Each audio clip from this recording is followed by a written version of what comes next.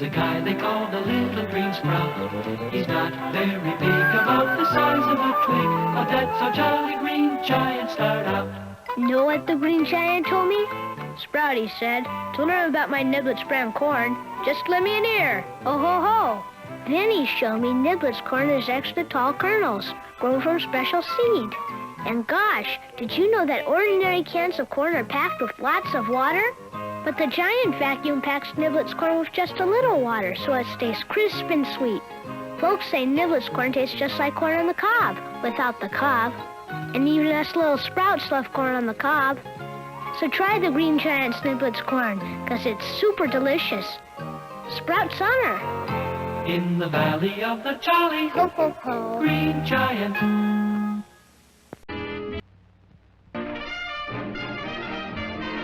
Low Life Insurance Company. Buzz Buzzard Insurance Broker.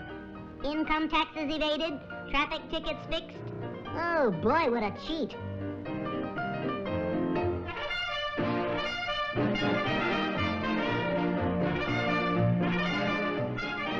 Oh, he's open for business.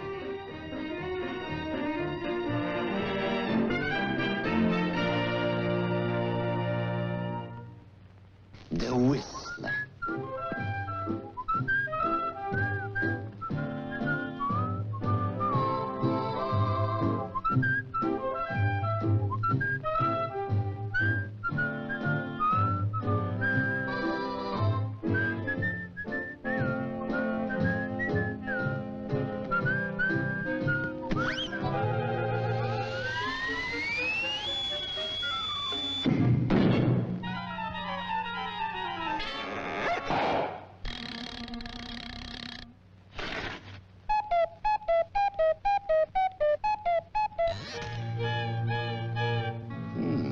One never knows when a little accident might prove fatal, does one? What you need is insurance. Now here's one of our blanket policies. It covers you completely. But maybe you would prefer this arsenic and old lace policy.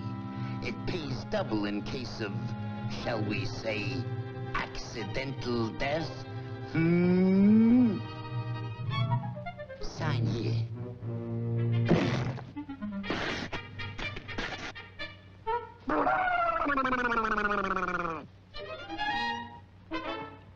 In case of accidental death of Woody Woodpecker, his beneficiary, Buzz Buzzard, will receive the sum of $10,000. Hey! If you think you're gonna bump me off and collect $10,000, you're crazy. Anytime you get $10,000 from me, it'll be over my dead body, you dirty crook!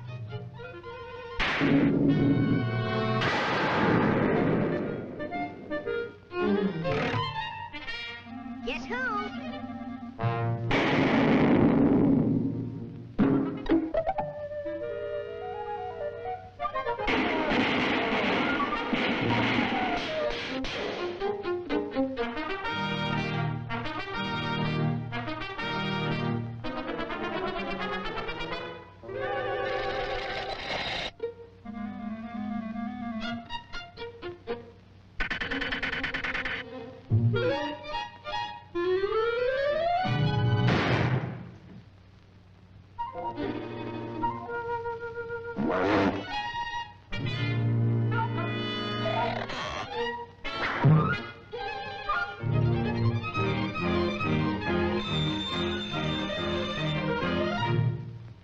Hello?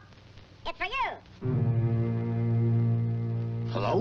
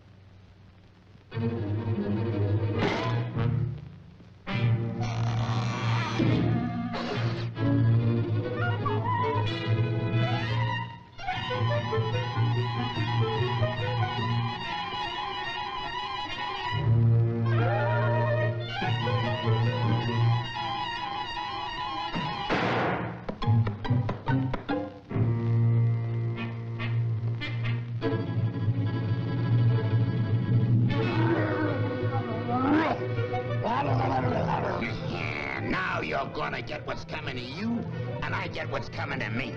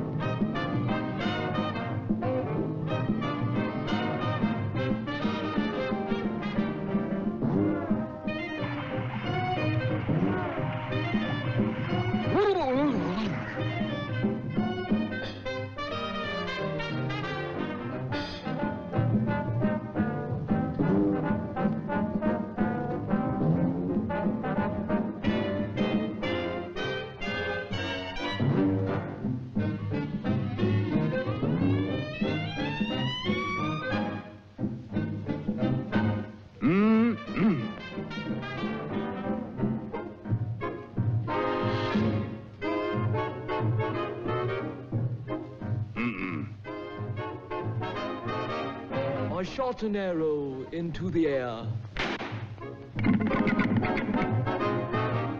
Here comes the chief! The chief! Here comes the chief! Here comes the chief! The chief! Here comes the chief!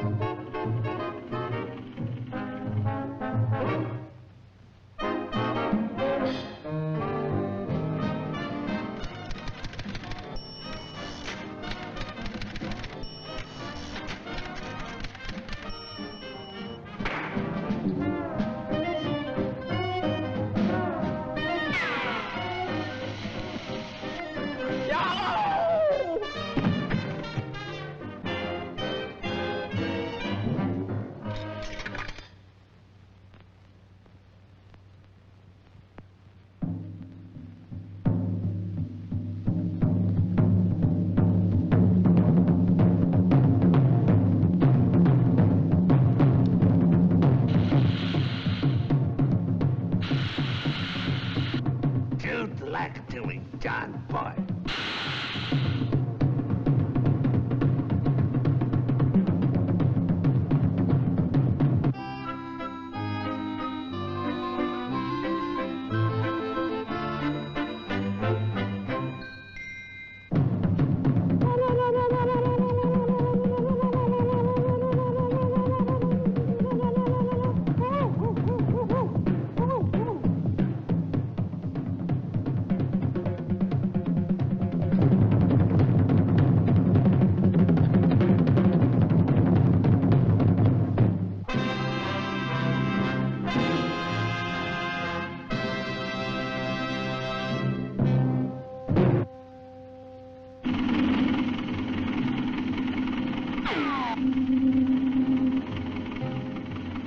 Are there any Indians around here? Indians? Why, there ain't been any Indians in these parts for 20 years. I don't think.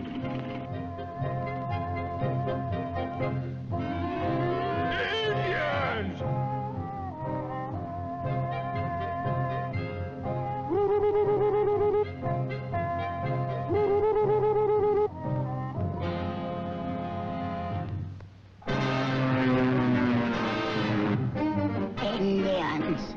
Indians. Indians. Indians! friends.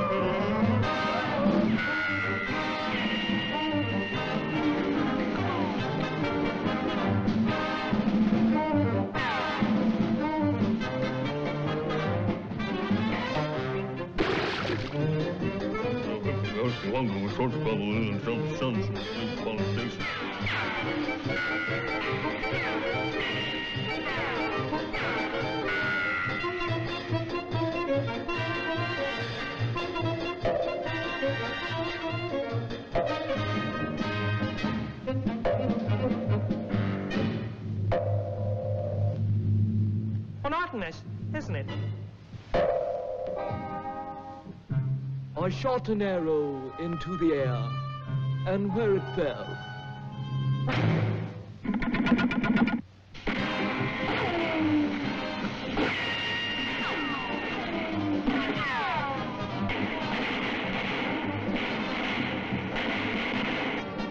Yeah, you missed me.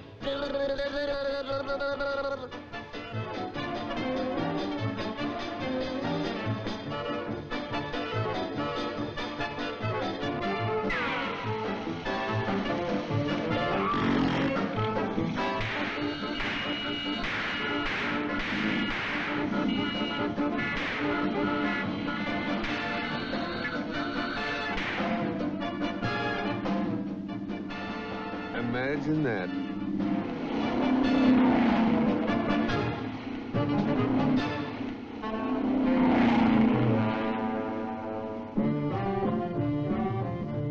I shot an arrow into the air, and where it fell, I do not care.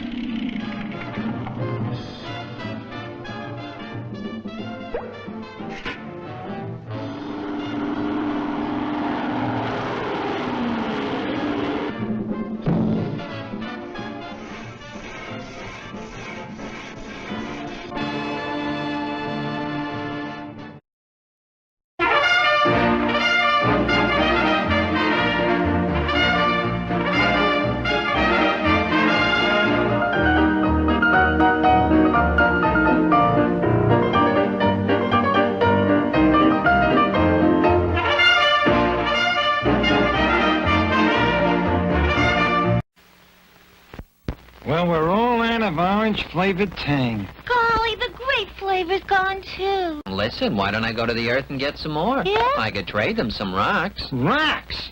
For an instant breakfast drink with more vitamin C than orange juice? Sure. I'll be right back. What is vitamin C anyway? Well, I'm back. He got both orange and grape flavored Tang. For a bag of rocks. Uh-huh. Sometimes I wonder if there's intelligent life on that planet. George of the Jungle! George of the Jungle! Who faces danger with a smile? George of the Jungle! Who put the croc in crocodile? George of the Jungle! Who makes the tiger cringe and crawl by uttering his mighty call? It's the greatest swinger of them all! Oh! George! It's a well-known fact that all African elephants trumpet. It's a lesser-known fact that they all trumpet in the same key, F sharp. It's a very little-known fact that there's only one elephant in the world that trumpets in a different key, E flat. And that E flat elephant is the personal property of George of the Jungle. Up, Shep. Sit. Good dog. George, Oh, hi, fella. for the last time, I am not a fella, and that isn't a dog. It's an elephant. Me, George. You, Jane. Shep, puppy. Big, gray, peanut-loving puppy. What makes you think so? Speak, Shep. Jane here, E flat. All elephants have sharp. Roll over, Shep. No, Shep. Other way. That's him, Rosie. E flat. The only one in the world. Oh, Charlie, he must be worth millions. Yeah. Just think, Rosie, if we can snatch him and sell him, we can get out of this lousy jungle and go someplace exciting to live. Like where, Charlie? Schenectady, New York. Schenectady. Oh, Charlie, let's do it. Let's. But the two renegades have been spotted by one of George's jungle friends who flew to his treehouse post-haste. What'd he say, George? Him say, "Awk, eek, eek, tookie." Meaning? Charlie Fowler and African Rose here to steal elephants. In that case, you'd better go and check the elephant herd. Better yet, George, go check elephant herd. How did you ever think of that? Animal instinct. George have keen sense of survival. Come.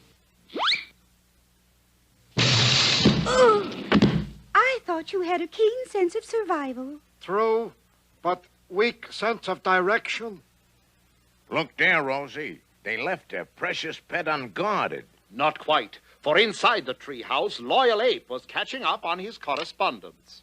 To His Exalted Majesty, the Maharaja of Ralipur. Dear Boo-Boo, I must say I disagree with your theory that pragmatic cognition presupposes. Oh, my sainted Aunt Nigugu, it's Charlie Fowler and African Rose. Just then, the evil Fowler whipped out a deadly blowgun. Charlie, dear, you're going to blow one of those cute little poison darts at him. Not on your life, Rosie. They're expensive. This is just a cheap little tranquilizer pill. Oh, Charlie, you're so resourceful. I say. Butterscotch Milltown. My favorite flavor. Hey, Jack, can we borrow your doggy for a while? Well, actually, that's the world's only E-flat elephant worth a king's ransom. But, oh, I couldn't care less. Okay, Jumbo, into the truck. Meanwhile, back at the herd... All elephants here. George, count them on fingers and toes. How many are there? 23. But just then the jungle messenger arrived excitedly. What happened to Tookie Tookie? Tookie! Don't tell me somebody stole Shep. Jane getting pretty good at Tookie. Come. You swing through the trees, George. I'll walk. George, go like wind.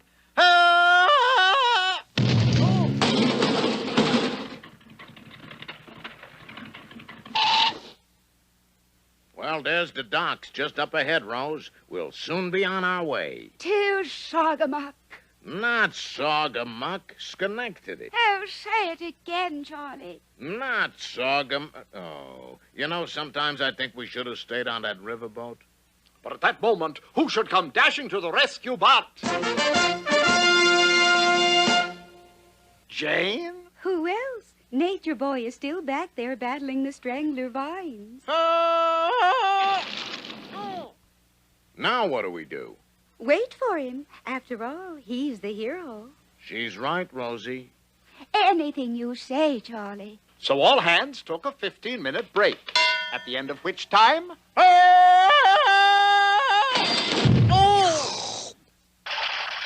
George here to save faithful doggy. Hands up, George of the Jungle. This is the end of the vine. Oh, Charlie, that's very amusing. Yeah, well, I had 15 minutes to think it up. What will you do now, George? No fear, Jane. George now call lions. Lions come and save Shep.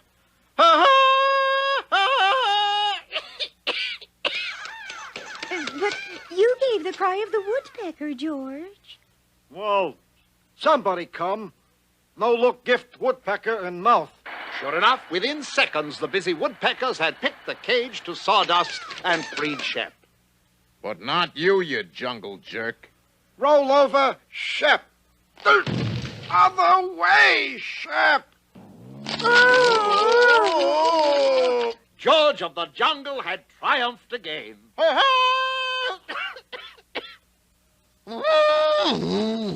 Charlie, did you hear that? What was it? F-sharp. F-sharp?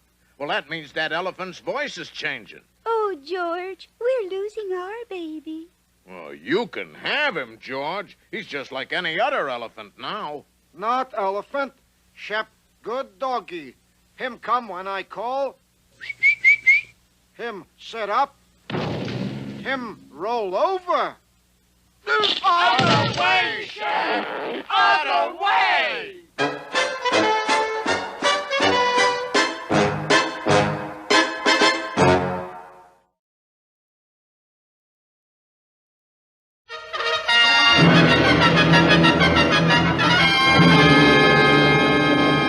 It's time for Super Chicken. Champion of the weak, protector of the poor, uplifter of the downtrodden. Super Chicken, as you know, is in reality wealthy, mild-mannered play chicken Hunt Strongbird Jr., who, when disguised as Super Chicken, is the greatest swashbuckler of the age. Faster than a speeding pullet. Able to leap tall chicken coops in a single bound. More powerful than the 515 out of Dallas. It's Super Chicken, living example of his motto, the weak shall protect the strong. Our story starts today on the world's largest chicken ranch, owned and operated by chicken tycoon Eggs Benedict. Eggs Benedict ate with the chickens. He slept with the chickens. Day after day, he was never out of reach of those chickens. Then one afternoon, it happened.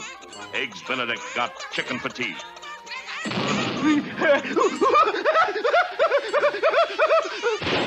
had turned anti-chicken, and he made no bones about it. And of course, in his mad scheme to get even with all chicken kind, his thoughts turned to the head chicken. And so in the penthouse apartment of wealthy play chicken Hunt Strongbird Jr. Hello? Hello, Super Chicken. Super Chicken? Just a moment, please. Hello? This is Eggs Benedict, and I'm out to get you. This is your last warning. This looks like a job for Super Chicken. Super Chicken. What is it, Fred? You just locked yourself in the bathroom. Oh, fiddle faddle. Meanwhile, Eggs Benedict, having devised a perfect plan to get Super Chicken, went to the bank on business. Can you loan me $2 million till Friday? No. In that case, this is a stick-up. But Super Chicken's super brain had warned him this might happen, and... Drop that gun, you rogue.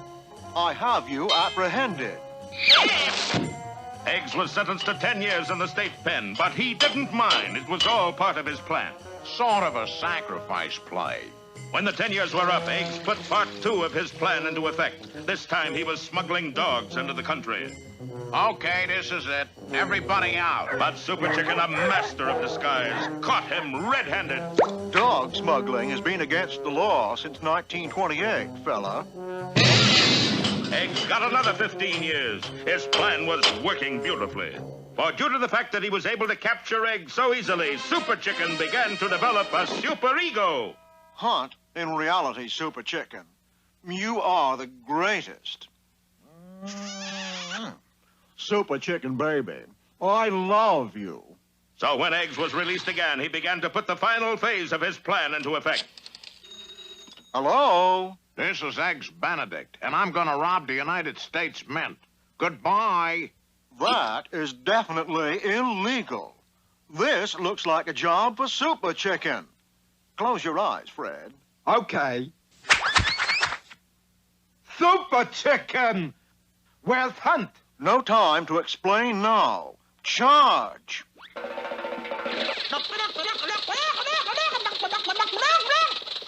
Racing across Arizona, Wisconsin, and South Carolina, Super Chicken made it to the Denver Mint just in time.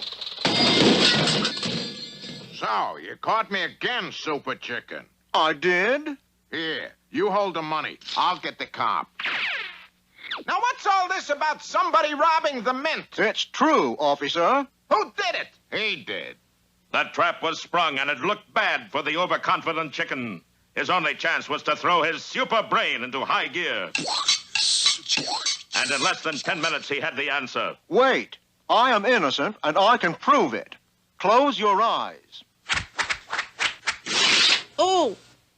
Why, it's Wealthy Play Chicken Hunt Strongbird Jr. Right. And I own the mint. How can I be guilty of stealing what's mine to begin with? Yep, you're innocent, all right.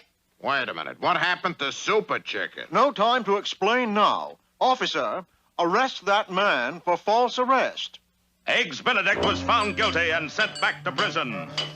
But I'll be out of here in 99 years, and then I'll spend the rest of my life getting Super Chicken. But till that day, the mighty chicken is free as a bird to carry on his fight against evil. So when you hear that cry in the sky, you'll know it's Super Chicken.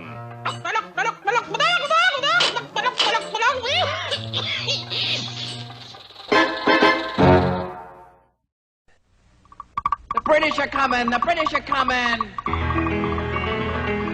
Now the ride of Paul Revere set the nation on its ear, and the shot at Lexington heard round the world. When the British fired in the early dawn, the War of Independence had begun. The die was cast, the rebel flag unfurled, and on to Concord marched the foe to seize the arsenal there, you know, waking folks and searching all around. Till our militia stopped them in their tracks. At the old North Bridge we turned them back and chased those redcoats back to Boston town.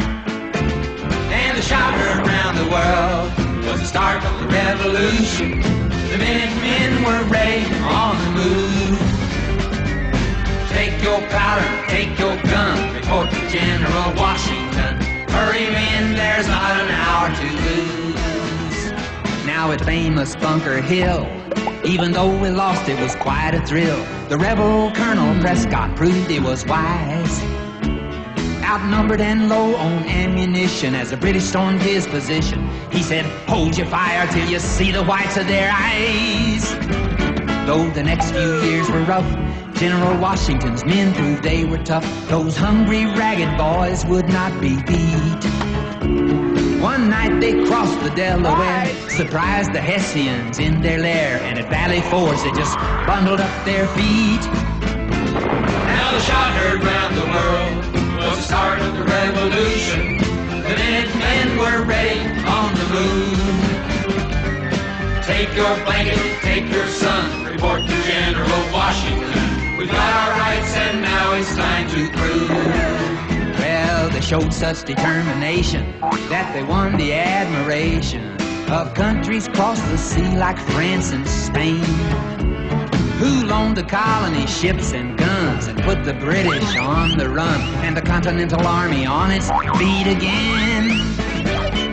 And though they lost some battles too, the Americans swore they see it through. Their raiding parties kept up hit and run. At Yorktown, the British could not retreat, bottled up by Washington and the French fleet. Cornwallis surrendered, and finally we had won. Hooray! The shout heard round the world to the end of the revolution. The Continental rabble took the day, and the father of our country beat the British there at Yorktown and brought freedom to you and me and the USA. God bless America. Let freedom ring.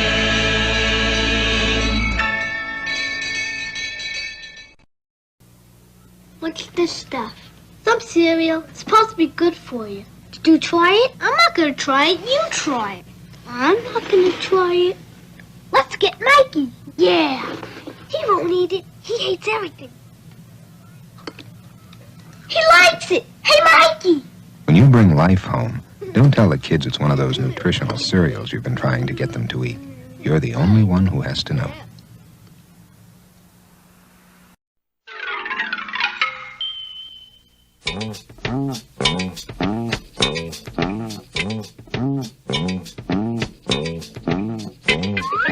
Hey, hey, hey, it's Fred Howard, and I'm gonna sing a song for you.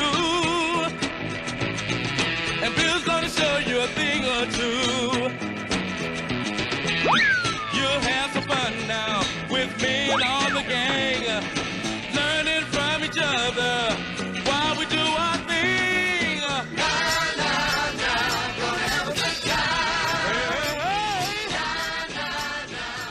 This is Bill Cosby coming at you with music and fun. And if you're not careful, you may learn something before it's done. Hey, hey, hey.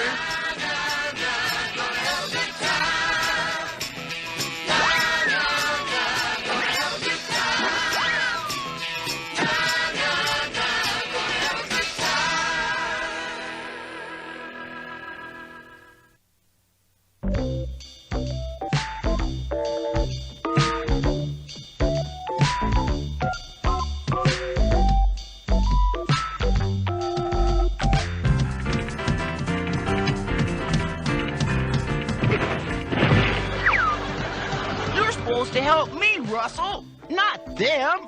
What do you think you're doing? I'm not too sure, but what you're doing reminds me of cooking school on the day after Friday. Cooking school on the day after Friday? Yeah, no class meatball. Oh, is that so? Let me have the ball. I'll take you all on.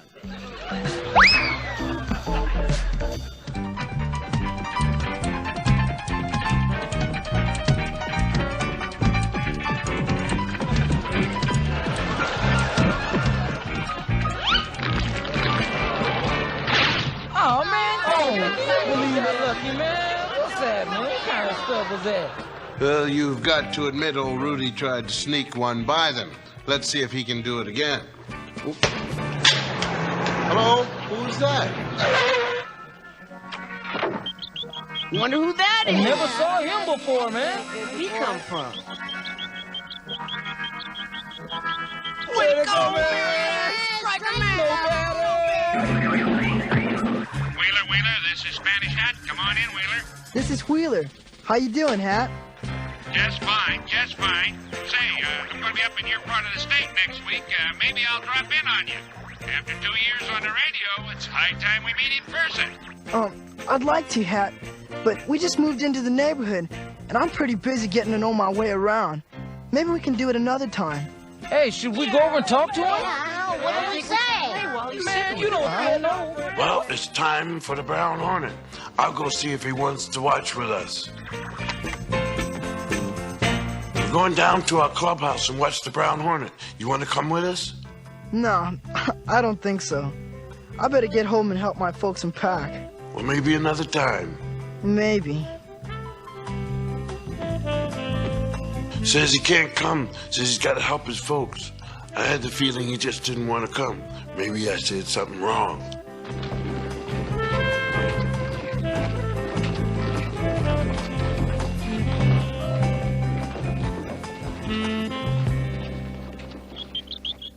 Looks like the kids don't quite know how to handle the newcomer. They want to be friendly and make him feel welcome, but they don't know what they should or shouldn't say about his being in a wheelchair. We'll see what happens later. But now, let's see what the Brown Hornet's up to. It's the Brown Hornet!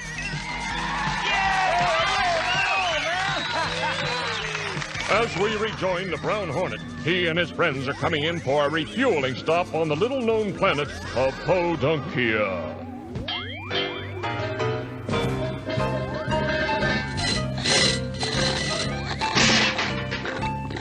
Yeah, well, them space sodas sure hit the spot. We should take a few extra with us. Good idea, Tweeterbell. Mr. Hornet, you got yourself a problem. Your thruster unit's completely shot. You need a replacement. Do you have one for sale? We'll have to check in the junkyard. It's around back.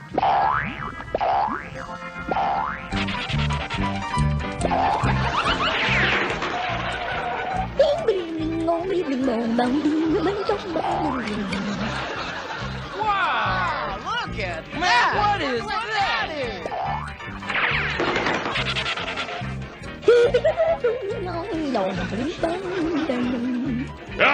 I think he wants your soda. Adam, get his own! Who or what is that? Herbie, he's a petadexter. There are herds of them on this here planet. I keep him around as a sort of pet. He's fun to watch. You want this? All right, you know what to do.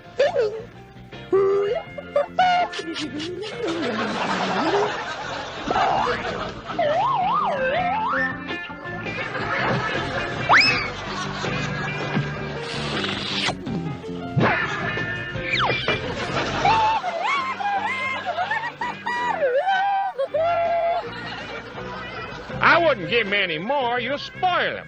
Let's go check for that thruster unit.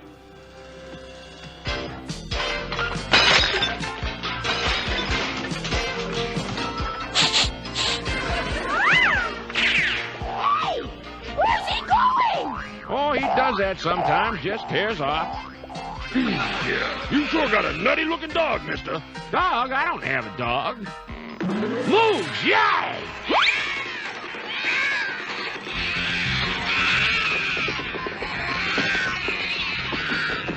Oh, man. Save himself. Not fair. I can't look. We trapped. Is there any way out of this? Those moves eat anything they can catch. I sure wish Herbie hadn't taken off. Petidexter's about the only creatures on the planet that can handle moves. You must be kidding. They don't even have arms to fight with. Tweeter, do you still have those extra space sodas? Quickly, we must start uncapping.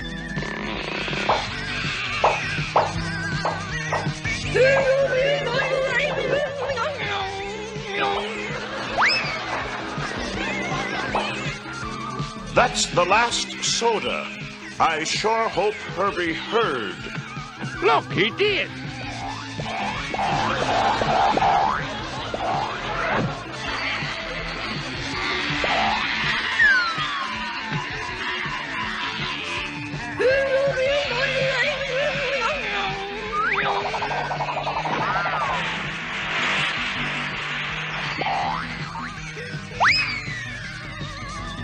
He's cut the Moogs off from us. I never seen anyone dig like that. But now, they're after him! Don't worry about Herbie.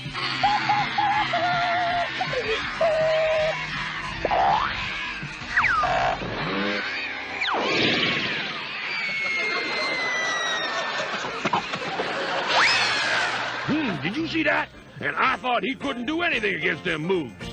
It just goes to show you that some people can do a lot more than you think they can. I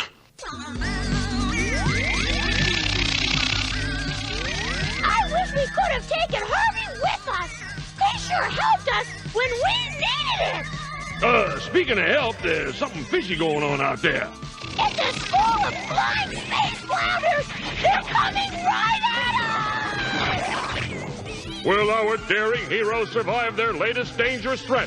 If so, how? Tune in next time for another exciting episode of The Brown Hornet! Oh, man. Man, I don't see it. How about that, Herbie? I mean, he might not have any arms, but he sure gave the Brown Hornet a hand. It's like the Hornet said, you'd be surprised what some people are able to do, especially when they seem a little different. And that's a good thing to remember, so why don't you think about it? See you soon. And we'll find out what's happening with Wheeler.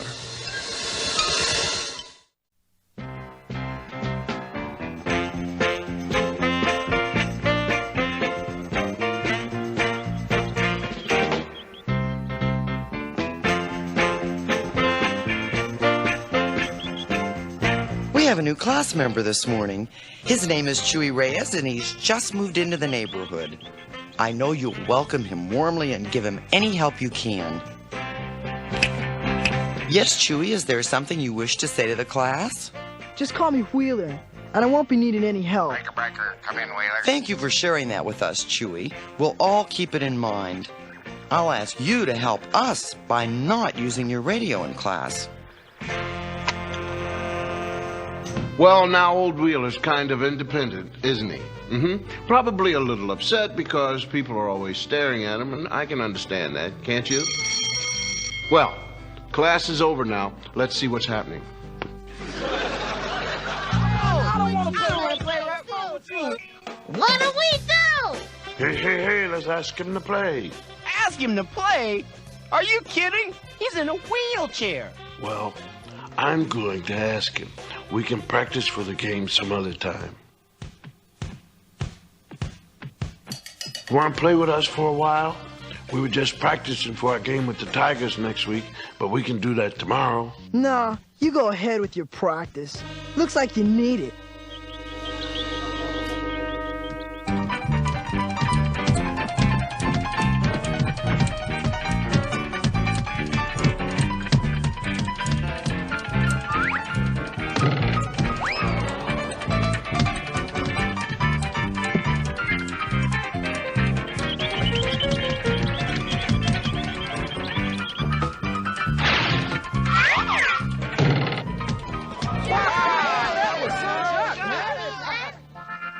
Got lucky, that's all. I don't know. Looked to me as if he knew what he was doing.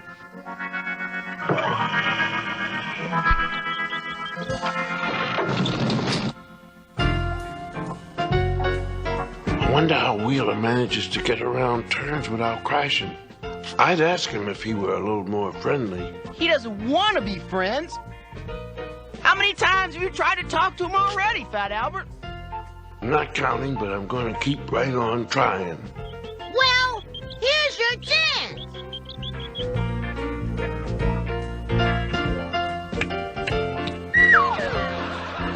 Huh?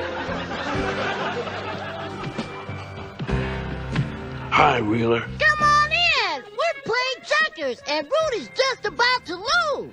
Come on in. I don't think I can get up those steps. We'll give you all the help you need. If I need any help, I'll ask for it. And so far, I haven't needed any. The one thing you've got to say about Fat Albert, he doesn't discourage easily. A lot of people would say, okay, Wheeler, you don't want to be friendly, then neither do I. But our friend Fat Albert has a tenacious streak in him. Tenacious. You know what that means? It's a good word, and it's a good thing to be. It means holding on, sticking to it. In other words, not giving up. Kind of like me and throwing this basketball. I mean, I am going to be tenacious. And if you'll excuse me, I think I'd like to practice this alone. I'll see you in a minute.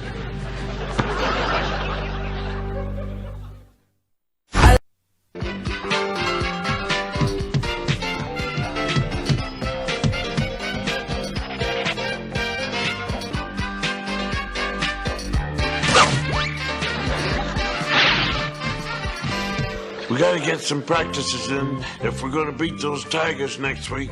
They're really good. Well, we won't get any practice today. Miss Walker's having tryouts for the track team. I'm going out for the team. Track is my best sport. Huh. We'll see about that. I'm going out for the team, too. You ready? Come on, I'll drive you to school. Oh, what's the matter? Not working out the way you thought it would? Got some more problems you hadn't planned on? Sort of. The kids are all friendly, but they treat me different. Always trying to help me do things I can do for myself. You are different to them, Chewy. It's not like the other school where everyone had a handicap of one sort or another. You want to change your mind and transfer back? No, I'm gonna stick it out. I've got to be able to make it in the world the way it is, not the way I want it to be. Kind of looks like the kids and Wheeler want the same thing, but don't quite know how to go about it. Might help if they could just get together and talk about it.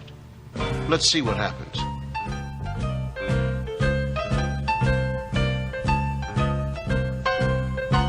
What kind of athletic program did you guys have at your other school, Wheeler? What were your favorite events? Track and basketball, mainly. Track and basketball? Were they set up the same way as ours are? Well, we didn't have pole vaulting and high hurdles in our track program. How about the running events? How did you manage them? Same as anybody else. Wheelchair times are almost as good as regular times. Sometimes, at least.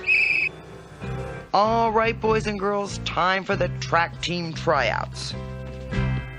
Miss Wooker, did you know that Chewy was on the track team at his other school? No, I didn't know that. He told me so himself.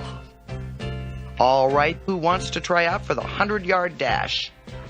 I'll try out for it. Me too. There's no way you can beat me. Okay, we have 2 people for the dash. Anybody else? How about you, Chewy? Wheeler, is Miss Wooker kidding? Well, I don't know. I guess, maybe. All right, then that's settled. Now get on your marks and take off when you hear the whistle.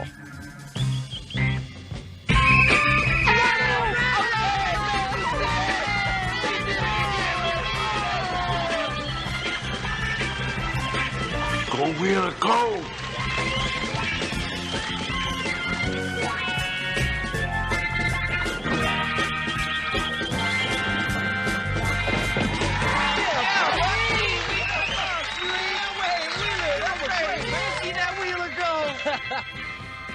I can't believe I saw what I just saw. What else can he do? I play a little basketball. Basketball? How little? I was the captain of our team. Maybe you could come to our practice and show us a few moves. We need all the help we can get. We're playing the Tigers in a few days, and they're good. Really good. Now, Fat Albert's discovery that Wheeler was a member of the track team at the other school smoothed the path nicely. Can't get over that Wheeler. Maybe I can get him to show me how to balance a basketball on my finger, but I'm still tenacious. I bet he won't show up. Sure he will. He said he would. I still don't think he can play basketball. You didn't think he could outwill you in the race either. There he is now. I told you he'd show up here. Come on in. Can't. Why not? Can't get up the steps. Think you could use a little help? I thought you'd never ask. Were you kidding when you told us that you could play basketball? No, I really can. There have to be a few minor rule changes, though. Oh, sure. Tell us what they are. What are they? We can find out when we get to the playground. Come on, we'll take a shortcut through the park. Tell us about the rule changes. Not too many, really. I need someone to stand in for me on the jump-offs, and no penalties for traveling. Is that all? Yeah, I guess that's about it. Hey, let's get underway. Wheeler, you can be on Rudy's team. He needs all the help he can get.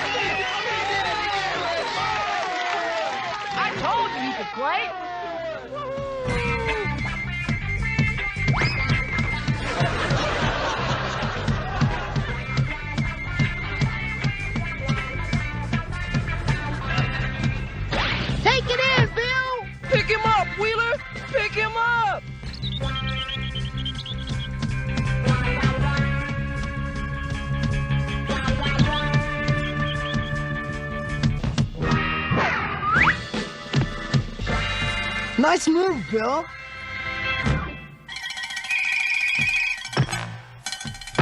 Wheeler's open.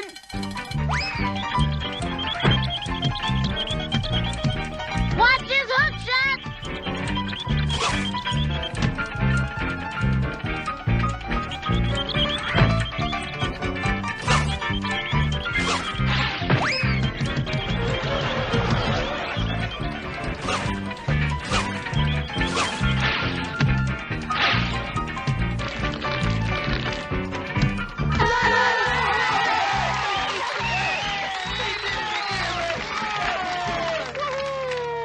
Hey.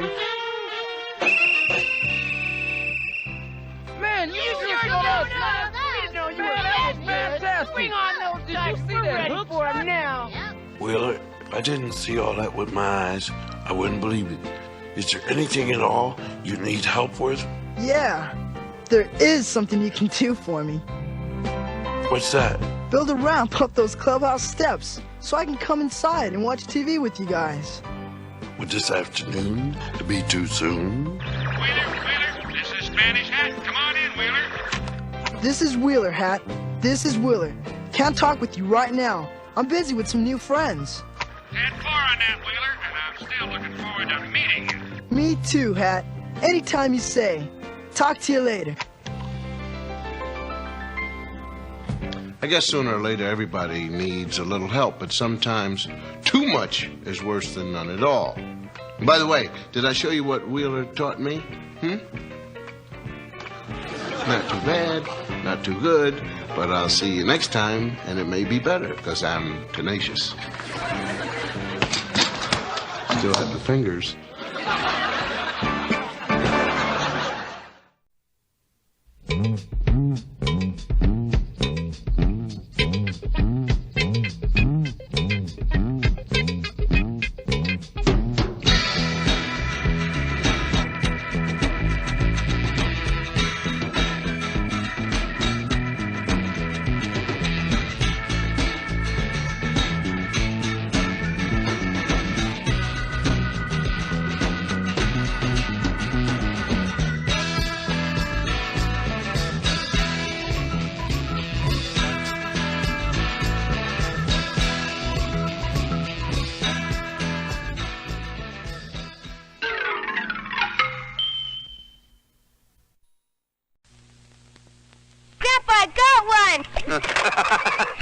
Let's throw him back till he grows up.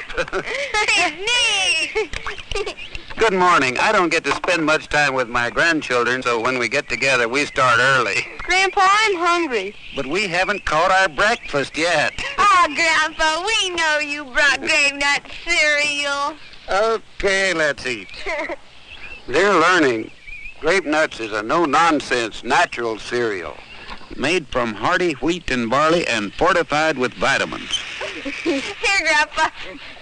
But what I really like is the way Grape Nuts feels in my mouth. Good and crunchy. That's because it's oven-baked, then toasted for crunchiness. It's the only cereal I know that is. The baking gives it a nutty taste, a slightly sweet taste, no artificial flavorings or preservatives.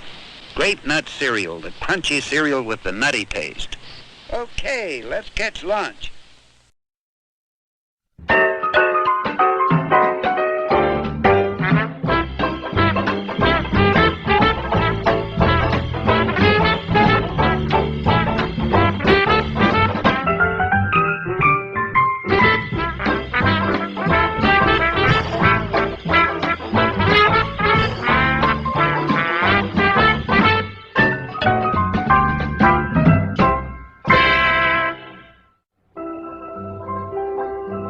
I'm an anteater, and wherever there's a picnic, sooner or later an ant is going to show up. I'll just stick around. Aha! Something small approaches. Hold it! Hey, what's this? I don't believe it. They got motorcycles for ants. Well, you know how it is. With transistors, they can miniaturize anything these days. Well, it won't do you any good, Ant, because I'm having you for lunch. That's what you think, pal.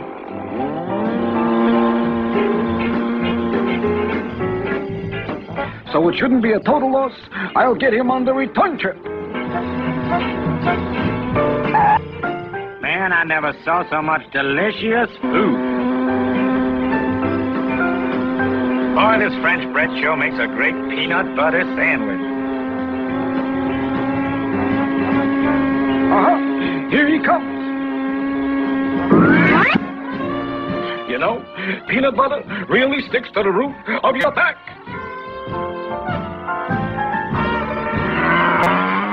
This time I'll give him a good snack. Then I'll have a snack.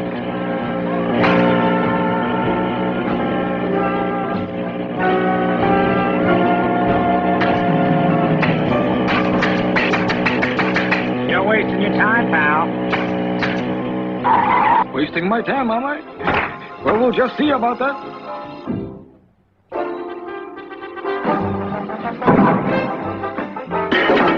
I can't fail this time. He's got to come this way.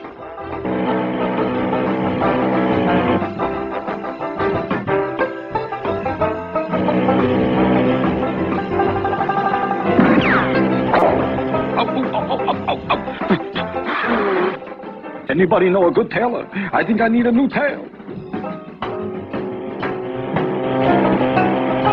Why go to a lot of work to catch an ant when I can use Instant Hold, the latest scientific discovery?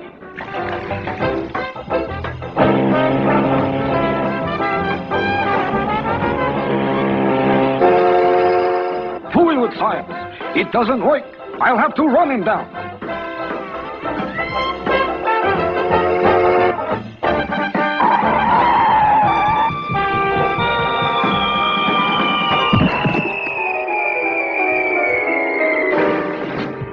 I was wrong. Instant Hold does work. It works rotten. Just goes to show you what you can get these days on a credit card.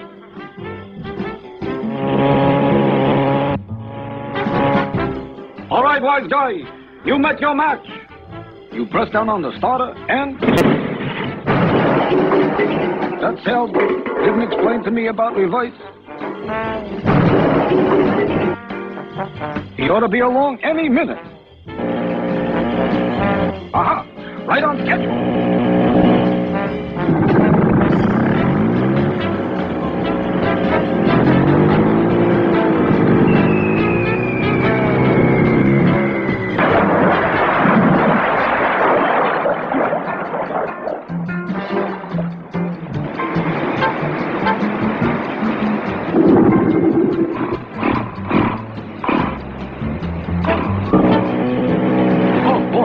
That was a close one.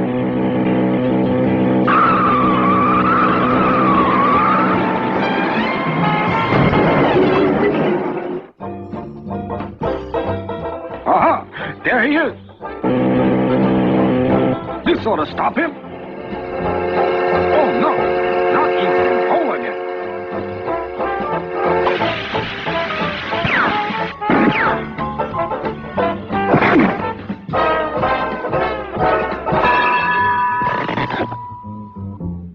I hate you, Instant Hold.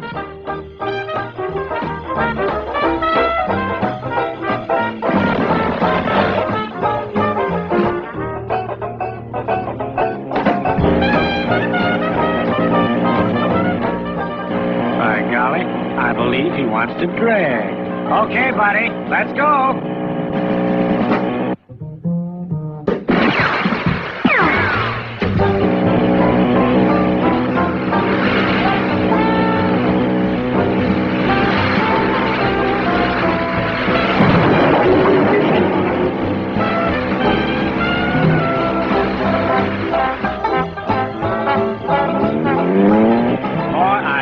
Love eggs. He likes eggs? Good. I got a Lulu for him.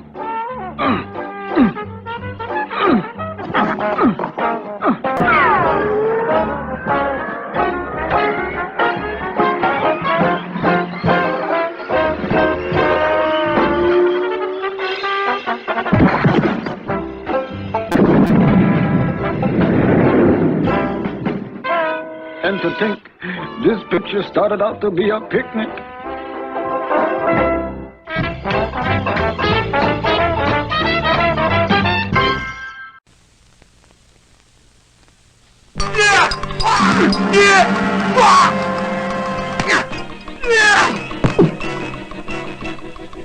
And here is G.I. Joe with Kung Fu Grip. G.I. Joe has hands that grip. Fingers you hold open and let close. Hands that hold on with a Kung Fu Grip. The grip you help Joe use in self-defense. G.I. Joe with Kung Fu Grip. The hands that grip.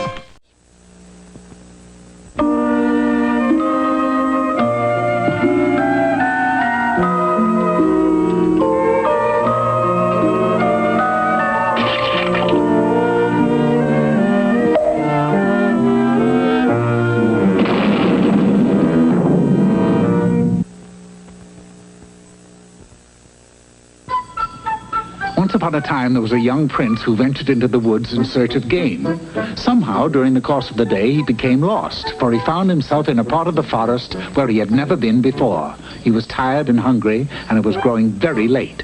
Just then, he saw a light, and there, a short distance away, stood a great castle. Rushing up the path, he knocked on the huge door. that? If you're selling weird story magazines, we don't want any. Go away. Wait. I am a handsome prince who has lost his way. Could you spare a 32-course feast in a master bedroom for the night? A prince? Well, in that case, come in. You're just in time for dinner. Taking the lad by the hand, the king led him inside. When they entered the main dining room, the prince was shocked at what he saw. There were 7 chickens sitting around the table, and they, along with the king, proceeded to peck away at the dishes of corn that sat before them. Eat, boy, eat. What's the matter? You haven't pecked a thing on your plate. I'm suddenly not hungry. Oh, that's too bad. What's that, Florence? That was very funny. What happened? Florence just told a joke. That's all. Son, I'm glad you came along. I've got a problem. Yes, I noticed that. The king went on to tell the prince an incredible tale of how a witch had come to his castle one dark day and cast an evil spell that had turned all his loving daughters into chickens. Oh, so that's it. Those chickens 7 are your daughters. No, 6 of the chickens are my daughters. The 7th one is the witch herself. And here comes the plot. Right you are. The spell on my daughters cannot be broken until I can discover which of the 7 chickens is the witch. Well, now, this is the sort of thing that all handsome princes wait for. The next morning, he got up with the chickens and set about his task. It's no use, my boy. Chickens have a nasty habit of looking just alike. Well, that's true, but they don't think alike. The one that's the witch thinks like a witch. With a plan in mind, the prince soon had disguised himself as a beautiful maiden. Your mascara is running, and what's the plan? Simple. I pretend like I'm Snow White. There isn't a witch in the world that can resist a setup like that. Watch this. Lining up the 7 chickens, the prince, in his Snow White suit, ran through the courtyard proclaiming to the top of his voice, I am Snow White. I do so hope that any witch around here that is disguised as a chicken won't give me a poison apple. None of the 7 chickens paid the slightest bit of attention. But an ogre that happened to be casing the castle did. He saw that this was a chance to cop what he thought was a fair maiden, which he wasted no time in doing. But just then, a handsome knight chanced to arrive on the scene and rushed to the rescue. Never fear, fair beauty. I shall save you. With that, the knight flew at the ogre.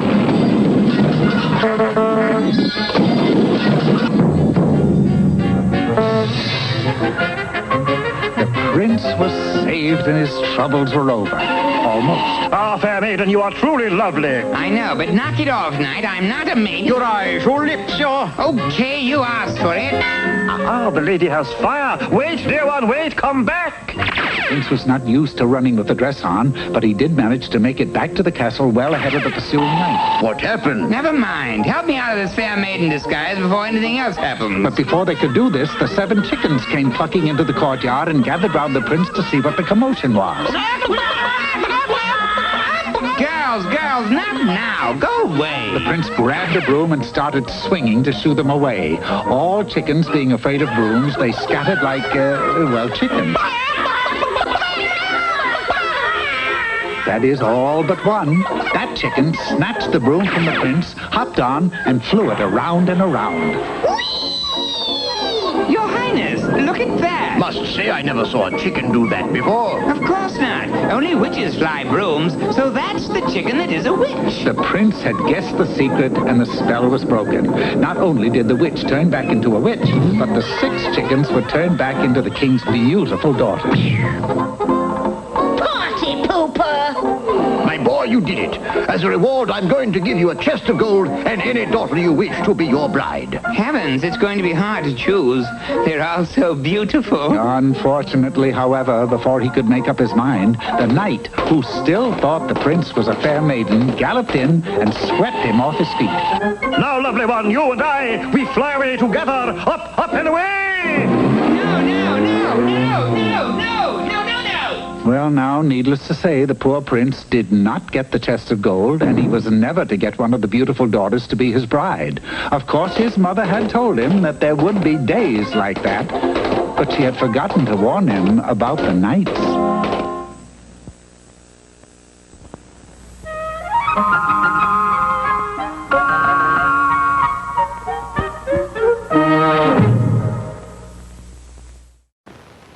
We are going. We're not.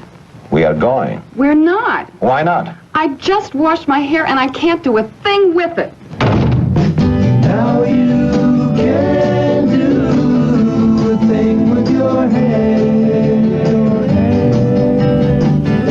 Twice as Nice shampoo from Lever Brothers. It's shampoo and conditioner in one.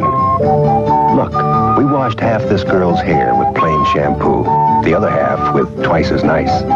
Plain shampoo can leave it snarly, hard to comb. Not Twice as Nice. Plain shampoo can leave it frizzy, hard to manage. Not Twice as Nice. I just washed my hair, and I can do a thing with it. Now you can do a thing with your hair. New Twice as Nice. Shampoo and conditioner in one.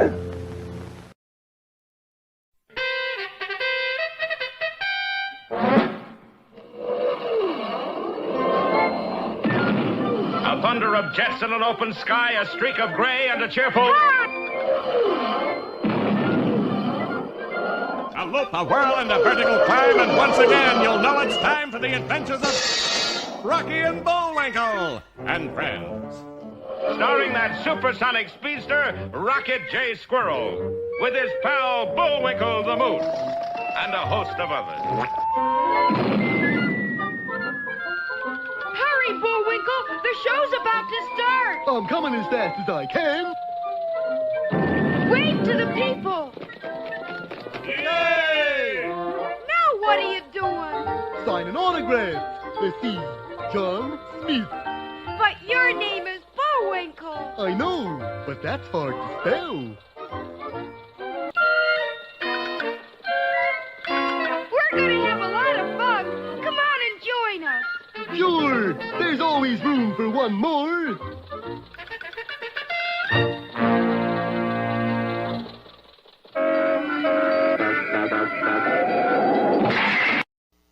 Captain Harvey Blood and Viscera Lincolnfurter certainly knew what he was talking about when he cried, "War is heck!" For moments later, he was blown to smithereens while making a run for it during the Battle of San Juan Capistrano. Captain Lincolnfurter was a hero. We can't all be heroes, but it's perfectly legal to have a hero. What have you got there, Rock? It's my Bullwinkle scrapbook, Bullwinkle. In here I keep a record of your heroic feats. Come on now, Rocky. My feats aren't heroic. Big, maybe, but not heroic. Just the same, you're my hero, Bullwinkle. Don't you have a hero? Well, I'm only human, of course I do. Who is it? Same one as you. Me. That may seem silly, but as Bullwinkle just said, it's only human to have a hero. That's right. Here I am only part human, and even I got hero. Boris, why are you all the time playing with your finger scar-nosed doll? I just told you, he's my hero. I don't got no namby-pamby hero like Squirrel. I got real crummy, rotten, evil, unclean stinker, public enemy #1 for hero. Oh, it's nice to have somebody you can look up to, darling. Scarnos has been my hero since the time he turned his own mother in for the reward. Yes, it figures that Boris Badenov would choose Finger Scarnose as his hero. For even as a baby, Scarnose had strong bad guy tendencies. Let's look at the record. Finger Scarnose was born just below the Lower East Side in a section called Heck's Kitchen. And when Scarnose was only 6 weeks old... I'm telling you, Mama, the kid is a bad seed. He's a fink clear through. What kid's that, Papa? Our kid, Fingers, that's who. How can you say such things, Papa? The kid is only 6 weeks old. It's easy to say things like that. I just went in to kiss him goodnight and he tried to roll me. That was only the beginning. As Scarnose grew older, he took to stealing hubcaps with the cars still stuck to them. At the age of 4, he hijacked a diaper truck, but they couldn't pin a thing on him. He learned to lie, cheat, steal, and make zip guns. And then one day, Scarnose fell in with a bad crowd. Go on. Tell him how he graduated from reform school at the head of his class. He graduated from reform school at the head of his class. That's right. He was magna cum laude. As everybody knew he would, Finger Scarnose grew from early hoodlumhood into full-grown gangsterhood. Today, he is a mature punk, Mr. Crime himself, kingpin of the underworld. And he is my very own hero. Please don't get so excited, darling. I want to be just like Scarnose when I grow up. You are grown up, Boris. Now quiet and listen. In a recent report at a fact-finding committee, Claire Luce Booth stated that... It's been common knowledge for years that Finger Scarnose is a dastardly criminal. Why hasn't he been flung into prison? Yes, why? Perhaps the DA can answer that. We can't get anything on them. You know, handcuffs, leg irons, things like that. Why not? We've never been able to get anybody to testify against him. You mean there's never been a witness against Finger Scarnose? Oh, yes, the East River's full of them. No, then our hands are tied. So were the witnesses. Does this mean that Finger Scarnose will go on and on making millions through his criminal activities? Will there never be a witness brave enough or stupid enough to testify against Finger Scarnose? Be sure to learn the spine-chilling answer to that in our next episode entitled Bullwinkle Sneaks a Peek, or There's Room in the River. If you should put them side by side, you would quickly see that there is a vast difference between Rocket J. Squirrel and Boris Badenov. Of course, there is a big difference. Squirrel has blue eyes. But the biggest difference is that Rocky, being true of heart, looks up to Bullwinkle as his hero. That's right, because I am trustworthy, loyal, helpful, friendly, courteous, kind, obedient, cheerful, thrifty, brave, clean, and stupid. Bullwinkle is also full of integrity. I am not. I always tell the truth. Boris, on the other hand, looks up to the most successful and dastardly criminal in the country as his hero, Fingers Scarnose. Right, because Scarnose is untrustworthy, disloyal, not helpful, unfriendly, rude, unkind, bad boy, sourpuss, crooked, cowardly, dirty, and would sell his own mother for a nickel. Fingers Scarnose operates right out in the open. He and his criminal activities have been going on for years. And so far, the law has been unable to do anything about it. If I only had a witness to testify against Scarnose, he'd go up the river for 40, 50, maybe 60 days. Chief, we've got a witness. At last. Send him in immediately. Impossible. How come? We can't get the cement off his feet. Can this go on forever? You bet your blue booties it will. Nobody will ever put the finger on fingers. Is there no one who will testify against this blight on the nose of society? Is there not a hero who will step forward and bravely say, I will do it. You'll do what? I will go down to the store and pick up a bag of onions. What for? For this peanut butter pound cake I'm baking. The only way I can get it to weigh a pound is to put onions in it. Okay, but don't be gone too long, Bullwinkle. And with no further fooling around, Bullwinkle hurried out of the house and down the street toward the onion store. At the very same instant, Boris and Natasha hurried out of their hideout and ambled along until they finally came to rest in front of the big house on 92nd Street. Here we are, honey bun. This is the house of my hero, Scarnose. Some class, eh? Yes, darling, but why are we here? To get autograph. What else? And look, Natasha, a little something I bet you didn't know I got. What is it, sweetie? Yeast mold? No, his lock of hair from Scarnose. He's still using that greasy kid stuff. By that time, it was 1:30, the exact time that Scarnose, surrounded by his trusted finks, always left the house to pull a job. It was then that a sickening turn of events took place. The big black getaway car pulled up in front of the local bank, and Scarnose and his mob dashed inside to hold it up. The sickening part is that Bullwinkle's destination, the onion shop, was right next to the bank. The onion-seeking moose went into the onion shop and immediately came out carrying a bag of onions, for as we all know, it doesn't take long to pick up a bag of onions. Bullwinkle found himself directly in front of the bank just as the holdup went into full swing. My, the mosquitoes are out early this year. I had better take a cab, or I'll be a massive angry red welch by the time I get home. Mistaking the getaway car for a taxi, the confused moose got inside, followed closely by Scarnose and his getaway-minded mob. Calling all cars, calling all cars. Scarnose did it again. Never mind trying to get the money back. Just find a witness.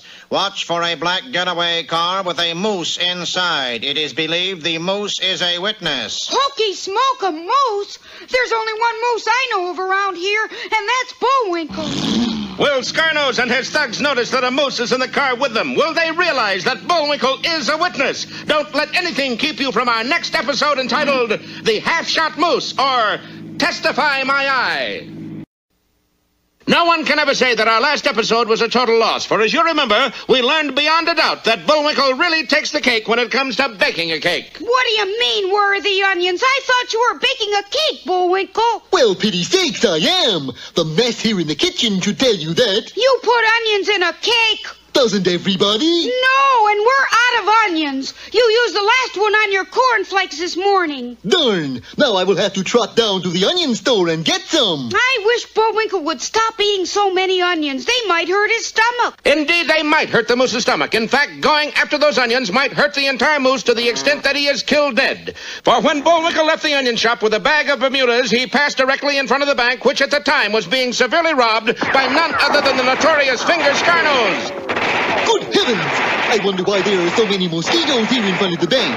I will avoid their little stingers by taking a cab home. Mistaking the getaway car in front of the bank for a taxi, Bullwinkle got inside, followed closely by Finger Scarnose and his getaway-minded mob. Calling all cars, Finger Scarnose just robbed the bank again. Be on the lookout for a getaway car with a confused moose in it. A getaway car with a confused what in it? Confused moose in it, that is all. Gee, that's got to be Bullwinkle, and he's in trouble. I gotta save him. With that, the plucky squirrel shot into the air to search the city in hopes of finding Bullwinkle in time. But time was rapidly running out, for in the speeding getaway car below... My, look at all of that money. What did you fellers do, rob a bank or something? Oh, a witness, eh? Let him have it, boys. In an instant, every gun in the gangster-infested car was being pointed at Bullwinkle and his bag of onions. Fortunately, it is difficult to hit even something big as a moose while riding in a speeding getaway car. But though Bullwinkle was left unpunctured, his bag of onions was shot to pieces, filling the car with onion juice. Just like with East Lynn, there wasn't a dry eye in the house. Driving with tears in their eyes, the car spun out of control. At the corner of 42nd and Broadway, Bullwinkle was thrown clear and onto the pavement. Hokey smoke! A moose just fell out of that car down there. It must be Bullwinkle. Rocky zoomed to the side of his fallen friend and was a greatly relieved squirrel to find him unscratched. I may be unscratched, but I got a large bump on my antlers. That makes me a 7-pointer. Bullwinkle, do you know what happened? Well, of course I know what happened. What? You are a witness to one of Finger Scarnose's crimes. I am? Yes, and now you can testify and send Scarnose to prison forever. See, that's right. But what about the overcoat? What overcoat? The cement overcoat Mr. Scarnose will put on me when he finds out. Well, you let me worry about that. How comforting. At last, there is a witness against Finger Scarnose, and hot information like that is mighty hard to keep a secret. By that afternoon, every newspaper in the country carried the story. Extra, extra, read all about the moose who's going to sing Scarnose into Sing Sing. Boy, I wouldn't want to be in that moose's shoes. Do mooses wear shoes? Okay, so I wouldn't want to be in his hoofs. Who would? Nobody would. Anybody want to buy some moose hoofs cheap? Will Bullwinkle live long enough to be quizzed by the DA? Be with us next time for Whatever Happened to Joel Copperman or Get That Quiz Kid. Some people have all the luck. Unfortunately, however, Bullwinkle is not a people, and lucky he's not. Being the only witness to a crime committed by the deadly underworld kingpin Finger Scarnose, Bullwinkle has the dangerous duty of testifying against him. The fact that the moose is going to talk has made him the talk of the town. Tell us, Moose, are you really going to testify against Finger Scarnose? You bet he is. You know what has happened to witnesses in the past, don't you? That won't stop Bullwinkle. Aren't you afraid? Of course not. You're not afraid, are you, Bullwinkle? Not on your life. There's not a cowardly bone in my body. Of course, there's a lot of cowardly moose meat covering those brave bones. Yes, for the moment, there is a real live witness against Finger Scarnose. This is what the DA's office has been waiting for. Gentlemen, with the moose's testimony, we can send Scarnose and his gang to prison for 90 or 100 years, maybe even life. Are you sure? Word has it that the moose is somewhat on the stupid side. I understand that if you ask him what his IQ is, he says 20/20. That makes no difference. All we need from the moose is two things. One, that he testify. And second? That he stays alive long enough to testify. You mugs all know why we are here? Right. You all know that the moose is gonna snitch on me? Right. You all know that if I go up the river, I squeal and take you guys with me? Right. All right. Then will it be a hit or a miss? A hit. Okay. I want that moose hit and hit hard. The hit was on. Next in the order of business was to find an out-of-town torpedo, a killer, someone to do the job. Scarnose himself placed a call to the Torpedoes Union. Hello? Let me talk to hands. Not there? Then let me talk to nails. Gone too, huh? How about feet? Ears? Elbows? Knees? Legs? Belly button? What the hey, isn't anybody there? Why is it you can never find a torpedo when you want one? You called? Who are you? Boris Bedinoff at your service. Are you a torpedo? Am I a torpedo? Tell him, honey bun. He is a torpedo. Can you get the moose? Can I get the moose? Tell him, Natasha. He can get the moose. See? I will kill moose until he is dead for free because you are my hero, Finger Scarnose, big boy. Okay, the job is yours, but you better not miss. Rest easy, boss baby. Moose is practically a memory right now. Here we are, darling. Now what is planned to kill Moose? Doesn't witches disguise in basket apples give you a hint? Boris, you are going to pull Snow White caper on Moose? Good girl. Only I don't got old-fashioned poison apple. I got apple with bomb inside that will blow Moose to bits. Pure genius, darling. Here goes Natasha. Stand back so you don't get pieces of blown-up moose all over you. The postman always rings twice, so that must be he. Hey, you're not the postman. You were a sweet little old ugly lady. Hello, Moose. You like to buy apple? Buy apple? Yes, I'm trying to earn enough to send my mother-in-law to summer school. Only a nickel. Wait a minute. This apple has a worm in it. That's not a worm, that's a fuse. Oh, in that case, I'll take it. Here's your nickel. Fire in the hole, head for the hills. Will Bullwinkle really eat that loaded apple? Pity sakes, that's what I bought it for. Be sure to see our next episode entitled Doing the Big Apple, or May I Have the Next Dunce? Unfortunately, Bullwinkle is the only living moose who can testify against the notorious Finger Scarnose. But Boris Badenov has been hired to correct that. Right, to correct the part about moose living, that is. And last time, you'll remember, it looked as though Boris was about to succeed in doing just that. He had come to the house disguised as an old witch selling apples. And this apple for moose is loaded. It's got big bomb inside. How about it, big boy? You want to buy apple for nickel? Are you sure this isn't the worm in the apple? I told you before, that's not worm, that's the fuse. Convinced that it wasn't a worm, Bullwinkle took the apple as Boris and Natasha dashed for cover in a nearby alley. Hurry, honey bun. We will hide in garbage cans so that we won't get hurt by flying pieces of moose. Hey, what have you got there, Bullwinkle? An apple? Hold it, there's a worm in it. Oh, that's not a worm. The sweet little old ugly lady in the witch's disguise that sold it to me said it is a fuse. Oh, lady, fuse. Could be a worm, though. I can hear his little heart going tick, tick, tick, tick, tick. Hokey smoke, it's a bomb. Quick as a flash, the plucky squirrel plucked the apple away from Bullwinkle and shot out of the window. Soaring high into the air, Rocky desperately searched for a place to get rid of the deadly explosive. Gosh, it sounds like it's getting ready to go off. I'll drop it into that garbage can in the alley where it can explode without doing any harm. Bombs away! Oh, boy. 50 million garbage cans in city, and squirrel drops bomb into ours. The odds against a thing like that must be fantastic, darling. Wasting no time, our heroes decided to throw Finger Scarnose off the track. They boarded a train and sped south for 2 hours. Then, transferring to a bus, they doubled back and traveled north for an hour and a half. Leaving the bus, they paddled a canoe due east up a creek until noon. Then, setting out on foot, they fought their way west through the back country. Do you think we've lost Finger Scarnose, Bullwinkle? I don't know, but you certainly threw me off the track. Where are we? Way out in the country. I could tell that by the stickers in my socks. Let's sit down and rest. No, not yet, Bullwinkle. You gotta hide where nobody'll ever think to look for you. And I know just the place. Where's that? A mink farm. A mink farm? That little squirrel really knew what he was talking about, for who would ever think to look for a moose on a mink farm? So you fellas desire to work mink, eh? Yes, sir. All right, I'll give you $40 a week and all you can eat. The $40 a week sounds fine, but I don't desire to eat any minks if it's all the same to you. Knowing that Bullwinkle would not be safe until after the trial, Rocky and Bullwinkle went to work. For the next 2 weeks, they mended mink pens, rounded up stray minks, mixed mink meal, and even sat up nights with a mink who had an infected ear. Everything went along smoothly until the very day Bullwinkle was to testify, when... In just a few hours, you can testify against Scarnose and it'll be all over, Bullwinkle. Then we can...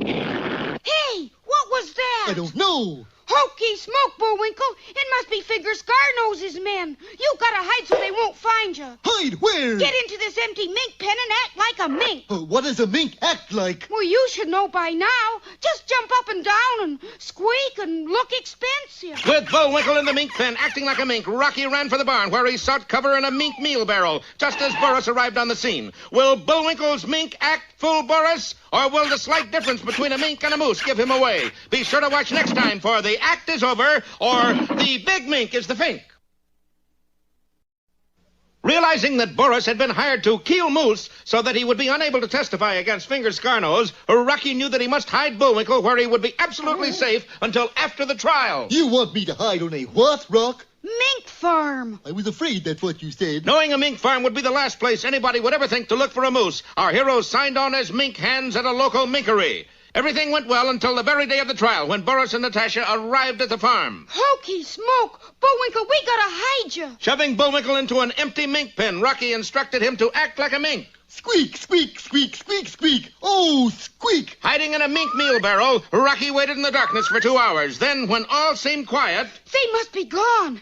Phew, that was a close one. But returning to the mink pen, he found that Bullwinkle was also gone. The mink pen is empty. What happened to Bullwinkle? Who's that? Why is this pen empty? Why, I sold the mink that was in it. Biggest son of a gun I ever saw. He put up quite a fight, too, but we finally got him into the sack. You sold him? Yep, to a little foreign feller in a black suit. Oh, no. Knowing that every second counted, Rocky flashed into the air and followed the tire tracks left by Boris's car in the road below. Before long, he found the car parked at a deserted sawmill and swooped down for a look through the window. Well, honey bun, at last I will keep Moose from testifying against my hero, Finger Scarnose. And you will get Moose-skin babushka out of the deal at the same time. Oh, you are such a thoughtful little stinker, Boris, darling. Hokey smoke! Bullwinkle is due to testify right now. How will I ever save him and get him there in time? Time was rapidly running out, and with Bullwinkle only inches away from the cruel saw, Rocky struck upon a bold plan. Sneaking to the phone in the sawmill office, he placed a call. Hello, electric company. This is the sawmill calling. I just thought I'd tell you that I can't pay my electric bill. Everybody knows that when you don't pay your bill, they cut off your electricity. Hey, what happened to the electricity? Maybe we blew a fuse, darling. Come on, we fixed it so we can get back to cutting up moose. Rocky, baby, your timing is perfect. Never mind that. We gotta get you to that trial to testify. Right, let's go. Wait! There's one more thing I gotta do first. Stopping by the phone, Rocky made another call to the electric company. Electric company, this is the sawmill again. I just found out that I can pay my bill after all. Watch, Natasha. Here is a trick I learned in the army. You put penny in fuse box and you get the results right away. Please, Boris, this is not time to be showing off. With Boris busy elsewhere, Rocky and Bullwinkle set off on a dead run for the courthouse. But could they make it in time? Order! Order in the court. Please, Your Honor, can't we wait just a few more minutes? I'm afraid not.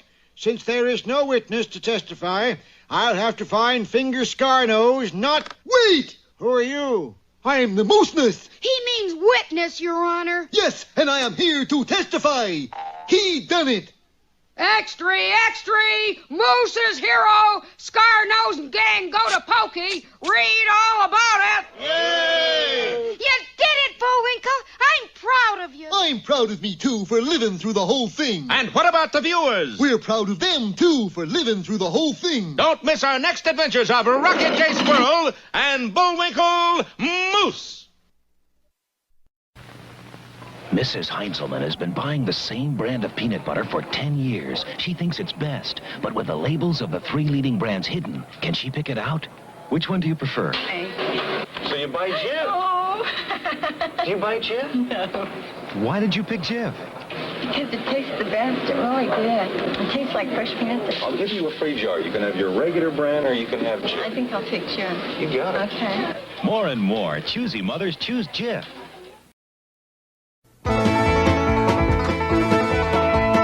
Marshall, Will, and Holly on a routine expedition met the greatest earthquake ever known.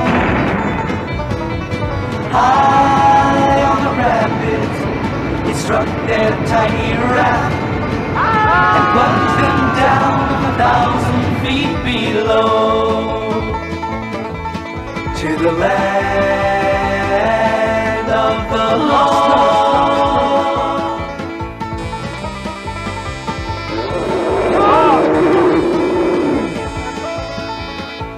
Come on, get out of here. Come on.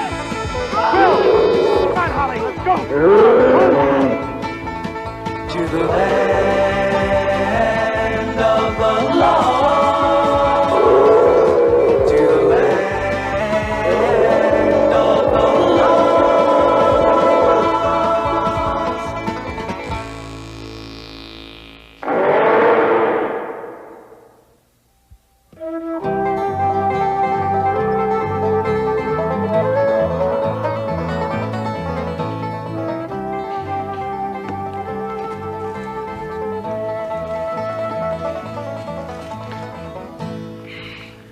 Is anybody thirsty? Uh-oh. I am. Good, good. So am I. Be careful on your way down to the water hole. I knew there was a catch. No, there's two catches, Will.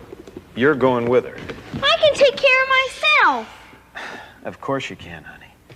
But remember, this is still a dangerous place. Okay?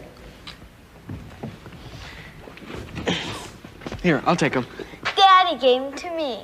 Okay. Hey, let's take the shortcut.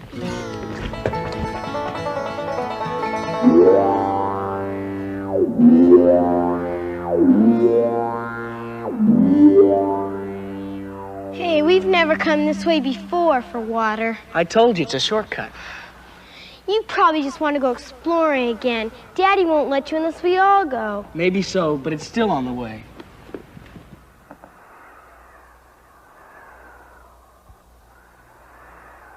Yuck, let's get out of here.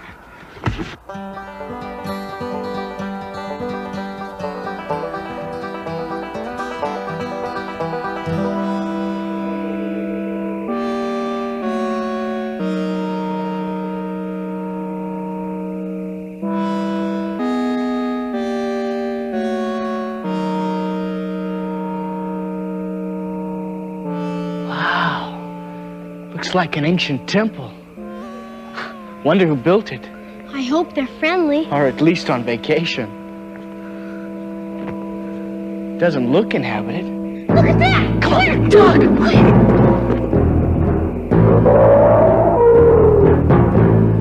Wow, that's a big Allosaurus. Boy or girl? Huh? Why? I want to know if we should name it Big Al or Big Alice.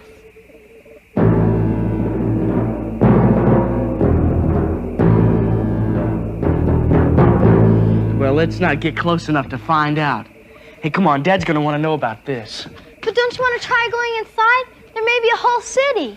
Well, sure, but I gotta watch out for you, and it might be dangerous. Yeah, it is kind of scary, isn't it? I'm not scared. Well, come on.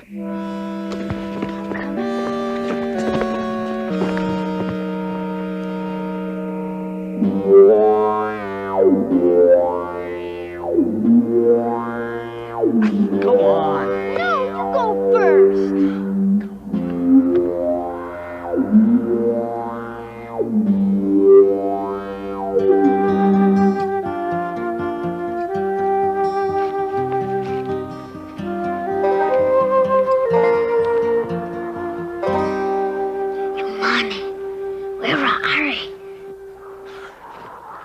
Hey, this is close enough. We can signal Dad from here. What are you sending? If you'd practiced more, you wouldn't have to ask. I'm telling him about the lost city, of course.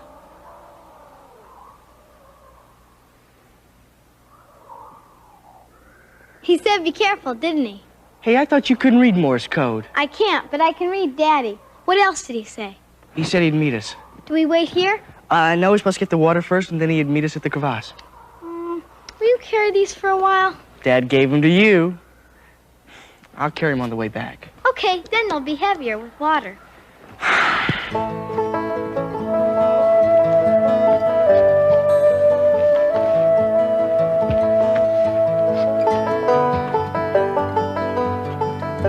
What was that? What was what? I thought I heard something. Last time you heard something, we found a monkey man. He was a Pacu. Hey, look at the footprints. This is funny sand. Dad says it's red because it's oxidizing. That means it's rusting. I know what it means. But who ever heard of rusty sand? These footprints must be fish. They haven't started to fade yet. Hey, they look like Pakuni prints. Maybe it's Chaka. Yeah, maybe it's Robinson Crusoe. You know, I don't think we're going to see Chaka again. Let's follow them and see. Now, wait a minute. It could be dangerous. We'll be careful. I'm supposed to watch out for you. Well, then what do we do? I mean... Go that way. Well, it's the only way.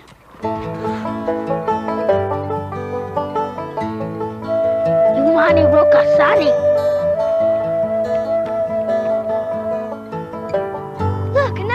always joined them. Now they're two humans. You know, in fact, these humans wear the same size shoe. Gone in a circle. There's no second Paku. We've been following the same tracks. You're wrong, Will. These tracks weren't here before. They're beside the other ones. Come on, let's go. Now, Holly! Come on!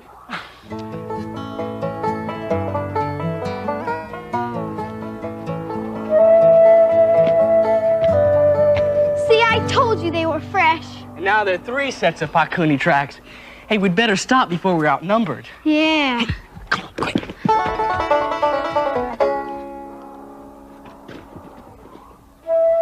It's Chaka! Hey, Chaka! Come on.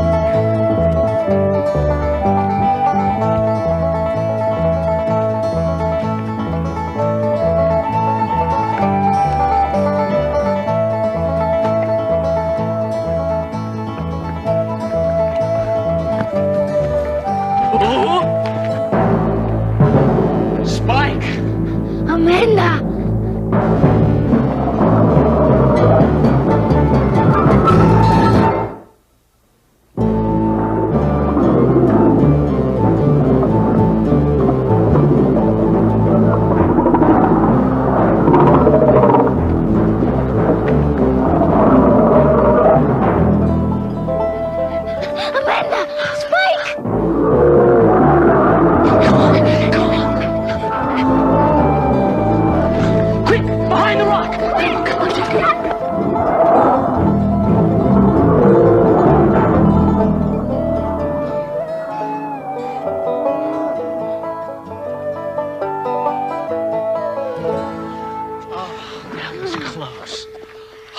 Hey, you okay?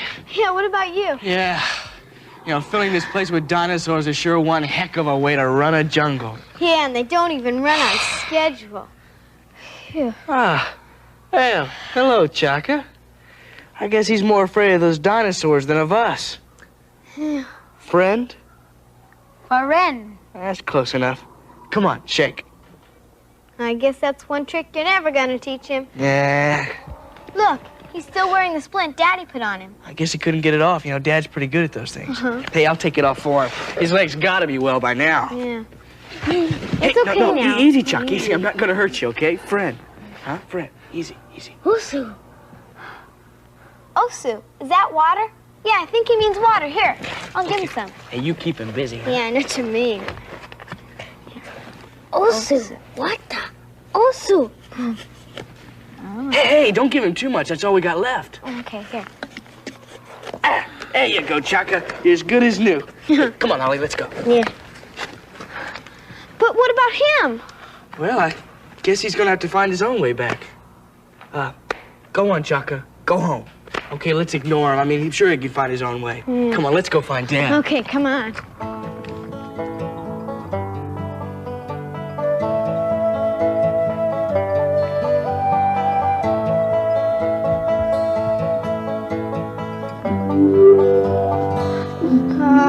Wasn't Dad supposed to meet us here? I probably went on across. Come on. Come on, Holly. I'm coming.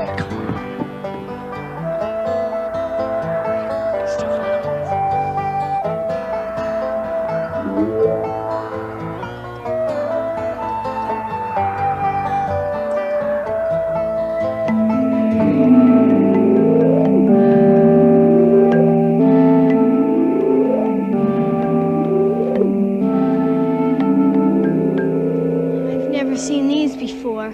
I think we're lost. You may be, but I'm not. Then where are we? I don't know. Oh, I thought so. Well, I know where we are. I just don't know where everything else is.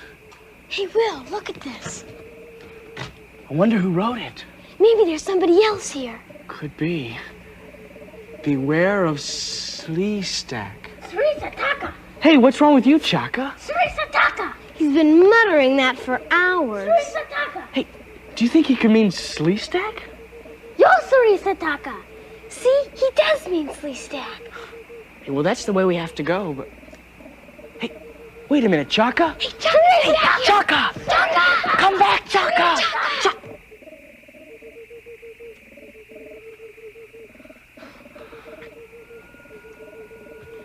I don't like this. Maybe we should have gone back with Chaka. But this is the quickest way. I think. Come on.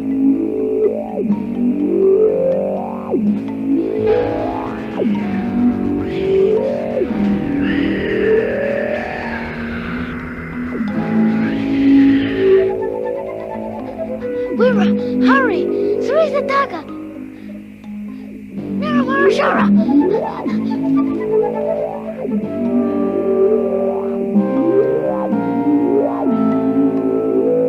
Hey, we're not lost anymore. We can find our way out from here. See? Down there's where we first came in.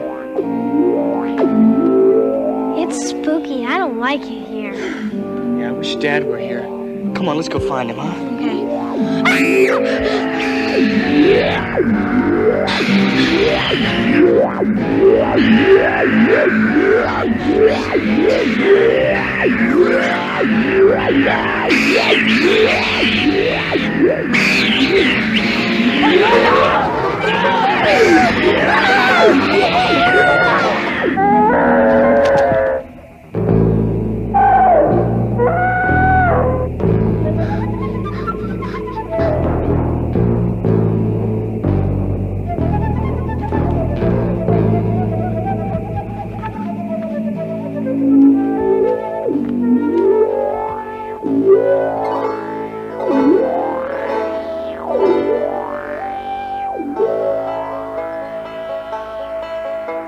Whoa, Chaka.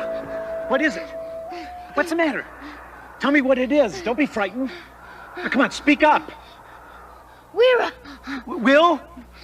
Wira! Ari! Holly? Yo! Sarisa Taka! Sarisa Taka. Yo, Sarisa Taka! What's Sarisa Taka? Visa! Visasa! Tusa! Tusasa! Doma! Gosa! Nichi! I don't understand everything you're saying, Chaka, but obviously they're in trouble. Let's go.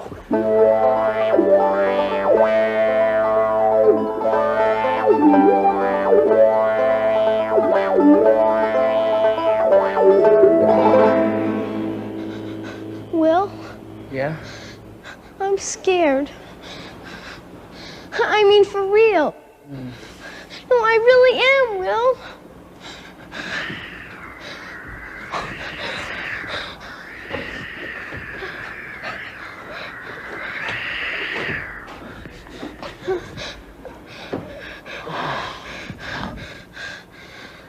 What do you think those things are that caught us? I don't know. Hey, maybe it's a slee stack. Will! Oh, I'm sorry. It's awake again. Oh, hope it's not dreaming of lunch. I'm afraid it is.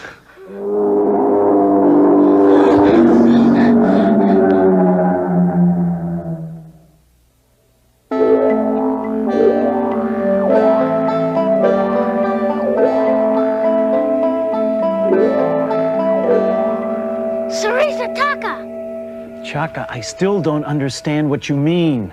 Sarisa Taka! Beware of slee stack. Yo, Sarisa Taka! Well, what's a slee stack? Sarisa Taka! Sarisa Taka. Sure, that's easy to figure out. Come on, Chaka. Go on. Wira! Ari! Holly, What? I've been thinking. That's nice. No, wake up. Listen to me. What? Look at this. I bet we could rip this apart. And then what? There's a what's-his-name down there. Look. What are you doing? Look. If we swing this... Doing? Shh. If we swing this to the edge, we could jump off. You jump. I'm not gonna jump. God, look at how far down that is. Okay, I'll jump. Okay. Now, wait. Okay. Here we go. Easy. Careful. You'll be okay. Will.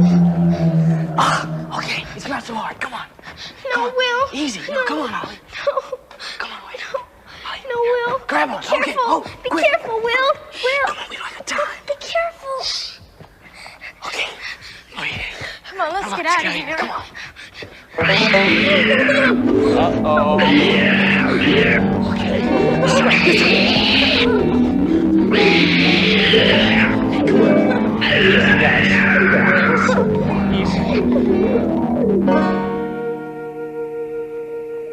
Will and Holly are here?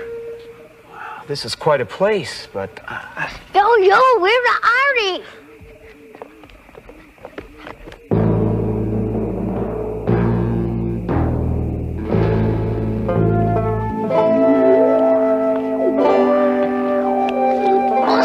Osu.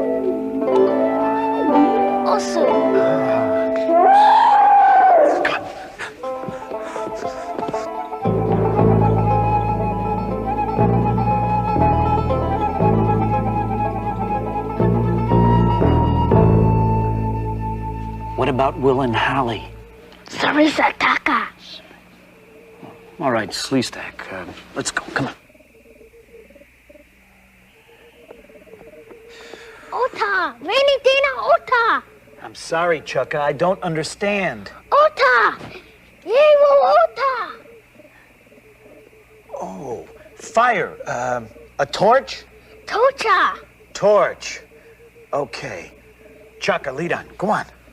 Hurry!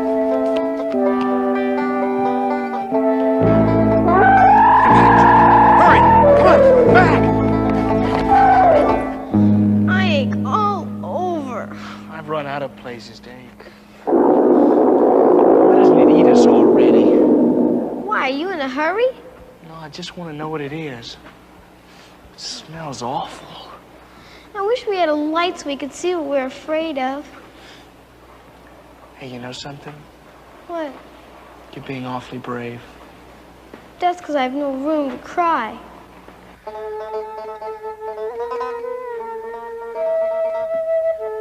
Surisataka!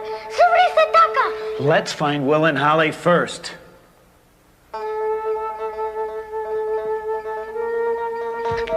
Surisataka!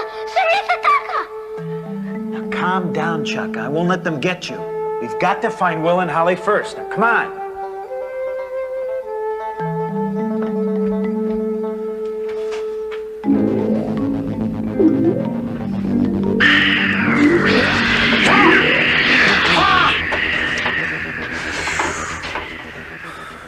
So that's a Sleestack, huh? Whew. Come on. Will! Holly! Where are you?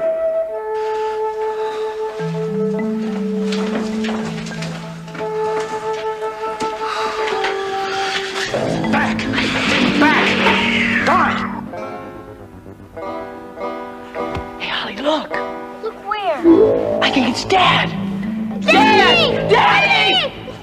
We're coming! Daddy! Watch out, Dad! Daddy, be careful! We're coming! Daddy! Careful, Dad! Daddy, this place, Dad, be careful! We're coming! Back! Come on! Back! Back! Hang on, Will! Holly! Dad! Watch out! He's got Chaka with him! Careful, Dad! Careful, Chaka! Easy, Dad, help! Get out of here! Listen, Will, here. You're gonna have to cut yourself. Okay. Go on. Dad, watch out! Over... Watch out, Dad! Hurry, Will! Watch out, Dad!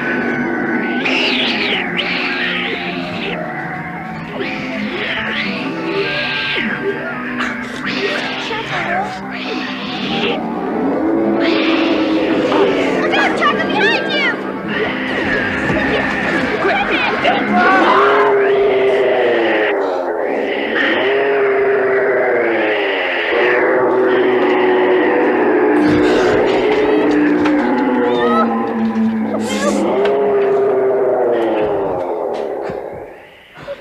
Quick, come on! They're gone! Come on, hurry! Get out of here! Come on! Move! Come on! Wait a minute, Will. Okay. Just hold on. Hang on. Come on. Come on. We'll be glad to see you. Oh, quick. Get out of here. Not now, Chuck. Come on. Let's go. Come on. Out. Come on.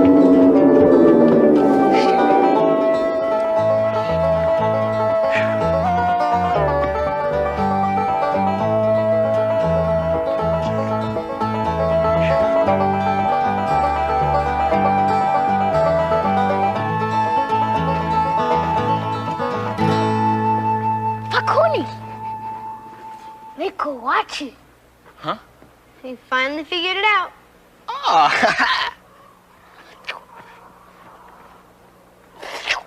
Well, not quite. Well, I guess he was trying to say goodbye. Yeah, let's go home. Just a moment. Haven't you forgotten something? Oh, no. Dad. That's how we got into this. No. Come on.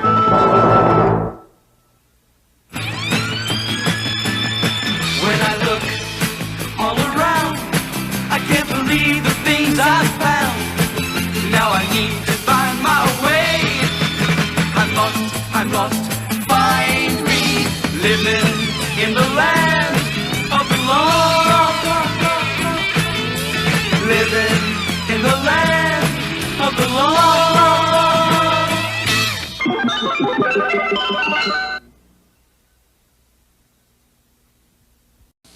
Hello again. I'm Mrs. Butterworth. Know why folks just love my buttered syrup?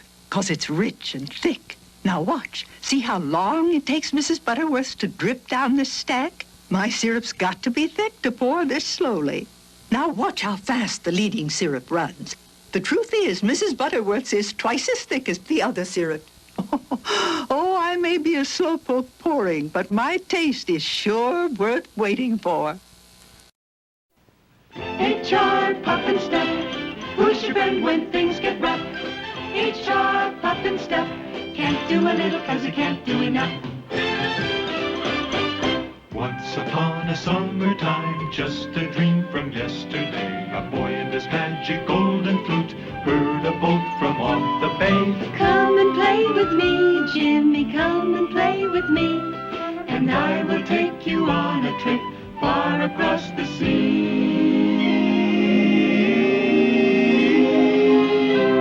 But the boat belonged to a kooky old witch who had in mind the flute to snitch. From her broom broom in the skies, she watched her plans materialize. She waved her wand, the beautiful boat was gone. The skies grew dark, the sea grew rough, and the boat sailed on and on and on and on and on and on.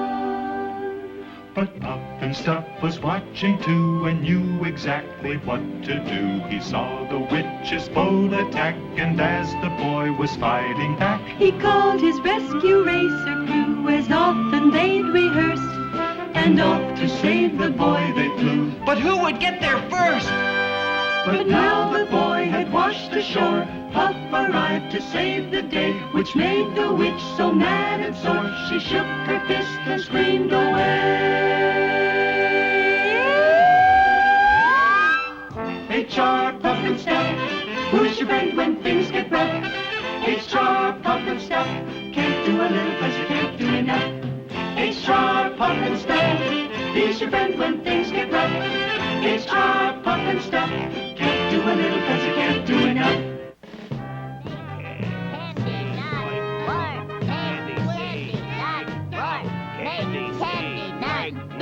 Make candy not war. Down with dentist. Candy C, White no. Make candy not war. My, Jimmy, seems to be some trouble at the candy shop. Make candy, not war. Say, that's a great idea.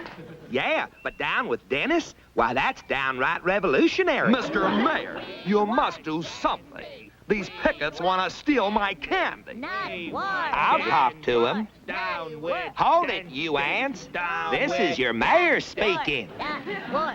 Hi, Mayor. When did you get back in town? Tell it like it is, Mayor. We just want to do our own thing. And what is your own thing? Nothing. We want to do nothing. No. If you do nothing, you get nothing. If you want candy, you must work for it. No one gets anything without working for it. Understand? Oh, I don't know. What do you think? I don't know. I don't know. I really don't know. I don't know. Alarm! Witch's proclamation! Witch's proclamation! Alarm! Now what? Don't worry, Freddy. Maybe it has nothing to do with us. Just the mention of her name sent shivers up my spine. Well, stop ringing and read it already. Hear ye, hear ye. Let it be known to all residents of Living Island that Jimmy and his golden flute are wanted but a witch, or else. Or else? Or else!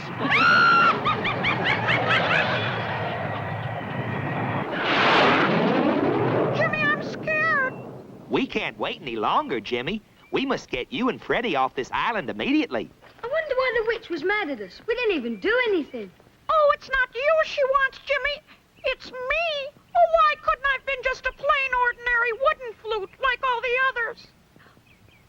I'm afraid Freddie is right. The witch wants him. I won't give up Freddy, not even if it means my life. If I gave myself up, would the witch let Jimmy go? No chance, Freddy. You're my pal, and we've got to find a way off this island, the two of us. No more talk. Action is what's called for. We must get to Dr. Blinky's and see if he can help us. Hurry, Jimmy, hurry. Now, here's what we're going to do. We're going to get together and we're going to pick up. Ready? Wait a minute. Down, Wait a minute.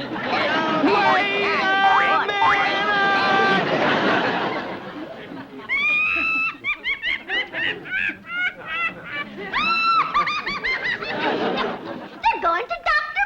Blinky's, as if he can help them. They are doomed. Doomed. Look, there's Freddie Fruit in the boy's pocket. See how he glitters and sparkles? I must have him. Ooh, how are you going to get him, oh Queen of Darkness? With my magic wand, of course, you peculiar pigeon. Now we're going to see the real magic around here. Please, be careful how you wave that wand around. Well, I'm all warmed up.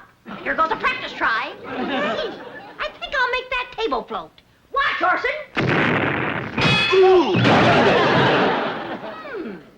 Can't understand what went wrong. I've just got to call in a wand repairman.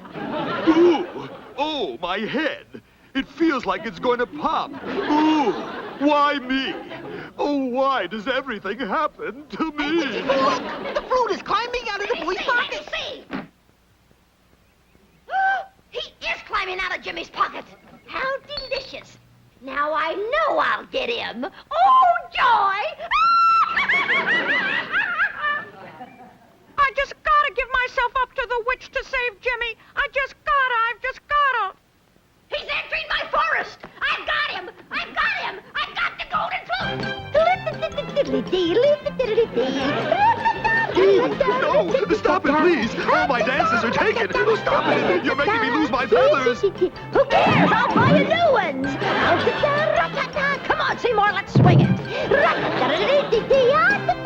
He's mine, all mine.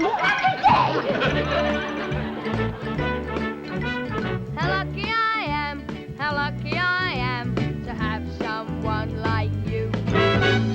Someone I know is gonna be my friend from the beginning right to the end. How lucky, lucky, lucky I am in this whole world of people who can't get along with people.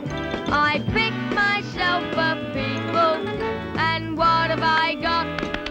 A jackpot. How lucky I am, how lucky I am, no matter what we do.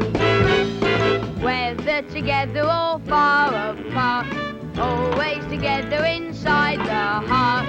Oh, yes, I quite agree. There's no one luckier than you and me. And Freddie makes 3. He's gone! Freddie's gone! Oh, fudge. Maybe he fell out of your pocket. If he did, he would have called me. Freddie! Freddie! Let's go back and look for him. Hurry, quick. Excuse me, Mr. Tree, have you seen Freddie? Have you seen Freddie? Excuse me, ma'am, have you seen Freddie?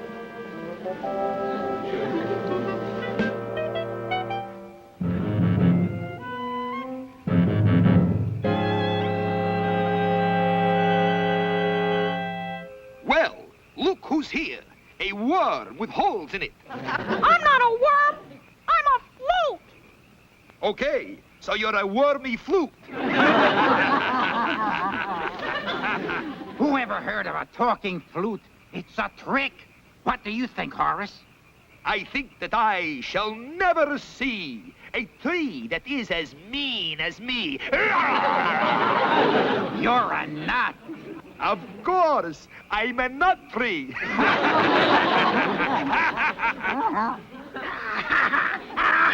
Oh, I've got the little Dickens now. Calling all evil trees. Calling all evil trees. Come in. This is your gorgeous leader. Evil trees to gorgeous leader. We read you. What is your command? I want that flute. Grab him. Oh, no, let me go. Oh! Nice work, Elroy. Mission accomplished, oh gorgeous leader. Well done, trees. Take 2 squirrels out of petty cash. Now bring him to the castle. That is all. Roger. Witchy poo. Over and out. We've searched everywhere, just everywhere. But there's no sign of Freddy. Who? Freddy Flute. Who? Freddy! I know that. I'm an owl. That's the way owls think. I'm sorry, Jimmy, but I'm afraid there's only one answer. The witch has got him. What are we gonna do? Think, Dr. Blanky, think. I'm thinking. Shh. Let's have a little less noise. We're thinking too. Say, Doc, why don't you use that crazy thing you built? You mean my wheelie bird? Right. Why don't you use it like they do in Charlie Book? Wexy means my story called The Trojan Horse, age 37. Hey, I remember that story. Oh, the good guys hid in a wooden horse. Correct. And when the wooden horse got inside the castle, they all came out and captured the enemy. Nice going, staff. Thanks, everybody. You're welcome, Dr. Blinky. Let's go. Hurry, hurry. I've got to come over and read you some night. Anytime, Mayor. Is that the wheelie bird? In person. Come on, I'll show you what it looks like. It's the most fabulous invention you ever saw. Wait till you see how it works. Cling and clang, what are you doing in there? Come out this instant. It's all right. I let them play in there. I sure hope they didn't break anything. Oh, no, they're nice boys. Say, they can go along and help with the peddling. Good idea. We need all the help we can get once we get inside the witch's castle. We've got to rescue Freddy. You boys want to rescue Freddy? Do you want to volunteer? You do? Good. They just volunteered. Let's go, Puff and Stuff. Thanks a lot, Dr. Blinky. Goodbye. Bon voyage and happy witch hunting. Good luck.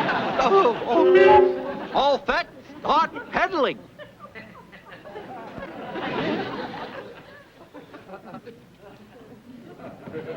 All right, go, Birdie. Charge! Don't! Oh, no, oh, no.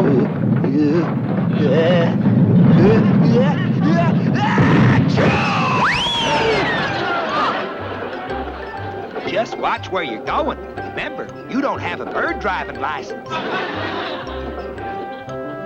Bye! Oh, what a wonderful sneeze! Thanks for helping. For that, I owe you one house call.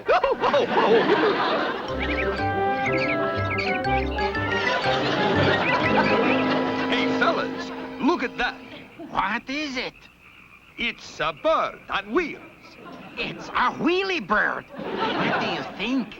I think that I shall never see a wheelie bird as pretty as me. Oh, shut up.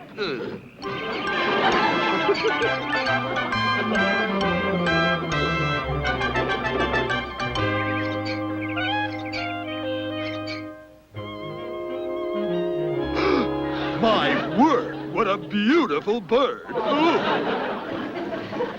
What do we do now? I don't know. Just sit and wait, I guess.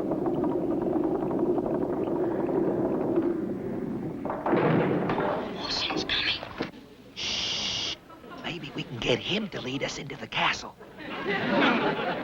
And you do be quiet, and I mean quiet. Hi there, Sugar. My, you're a pretty vulture. Ooh, ooh, ooh, ooh. Oh, boy, he's getting friendly. What do we do? Shh. We'll have to go along with him. Say, gorgeous, I've got a great idea. Would you like to come into the castle and see my dominoes? Oh, you little devil. Or would you prefer a hot game of tiddlywinks? Ooh, I'm with you. How about a little kissy-poo?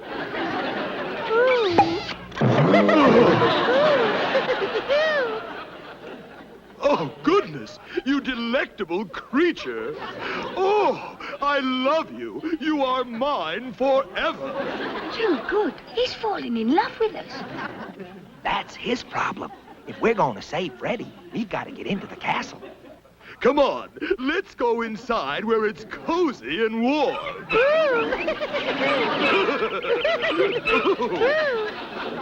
Look, he's taking us into the witch's castle. Ooh, isn't it scrumptious? We're in. Now, how do we get rid of our boyfriend? I've got an idea. Well, here we are, my dumpling. How about another little kissy-poo? Ooh! Oh, what a kisser! Oh, squawk!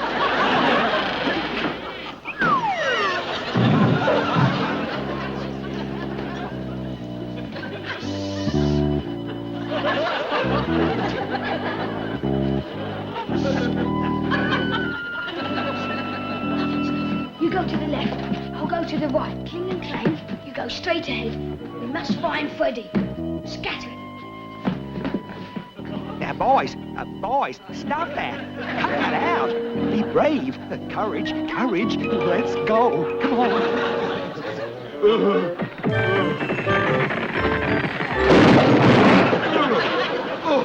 Oh, my, what happened? Where am I? Oh, my goodness. Oh, my darling, my angel. Speak to me. Say something. Oh, my love, I've kissed her to death. Oh.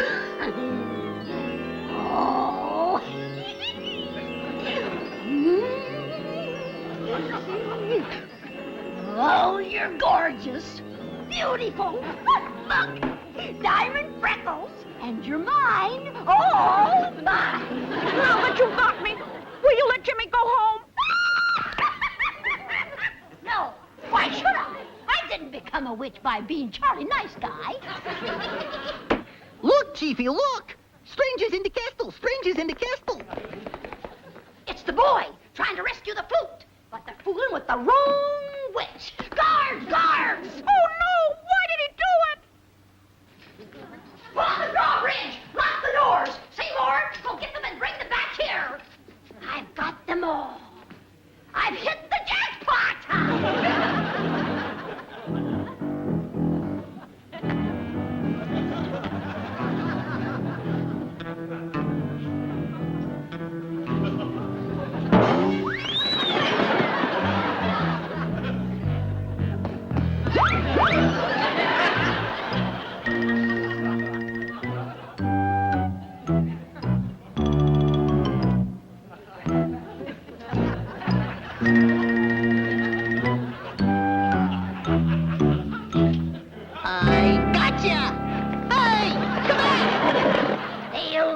Get you back.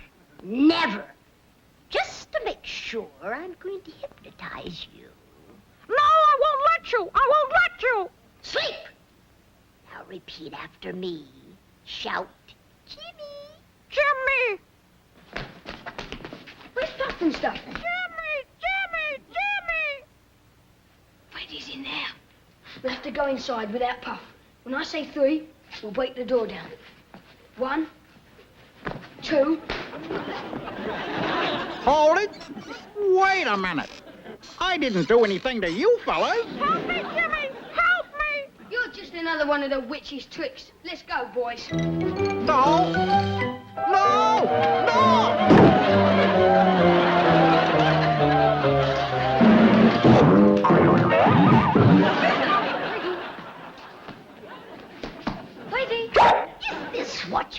for? Freddy, what are you doing to him? Stop! Know my wrath, know my rage. You are now trapped in a cage. I've got you. You're in my power. All of you. Oh, this has got to make me Witch of the Year. What did we ever do to you? Let us out, please. What happened? I'm gone for 10 minutes and you ran out my cage. Closer, you silly sparrow. I not only have the flute, but I captured the boy, too. Imagine fooling around with love. Hold it, hold it. I'll take care of you later, you cockamamie Casanova. Where is your fair weather friend Puffinstuff, eh? He can't help you now. Orson Seymour, take them to the dungeon. No, please wait, Miss Witch. How dare you call me by my first name? How dare you? Take them away. What happened? My wand! It's gone! Oh, no, it isn't, Witchy Poo. It's right up here. You can't do this to me! My magic is gone without my wand! I'll report you to the Witches' Union! That's my wand! Give it back! Stop. I order you to stop. Don't point that thing at me! It's loaded! Nice work, Puffinstuff. Come on out, Jimmy. I've got it covered.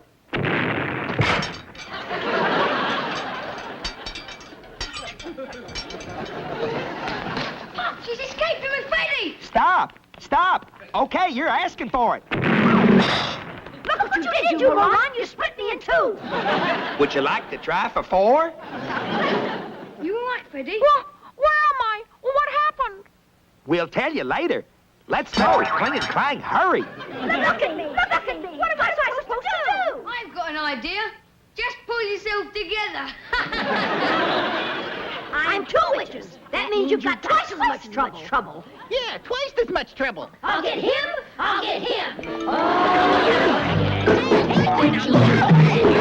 Come on, boys. Hurry. Let's get out of here. Hurry. How lucky I am. How lucky I am. No matter what we do. Whether together or far apart. Always together inside the heart. Oh, yes, I quite agree. There's no one luckier than you and me. And Freddy makes 3.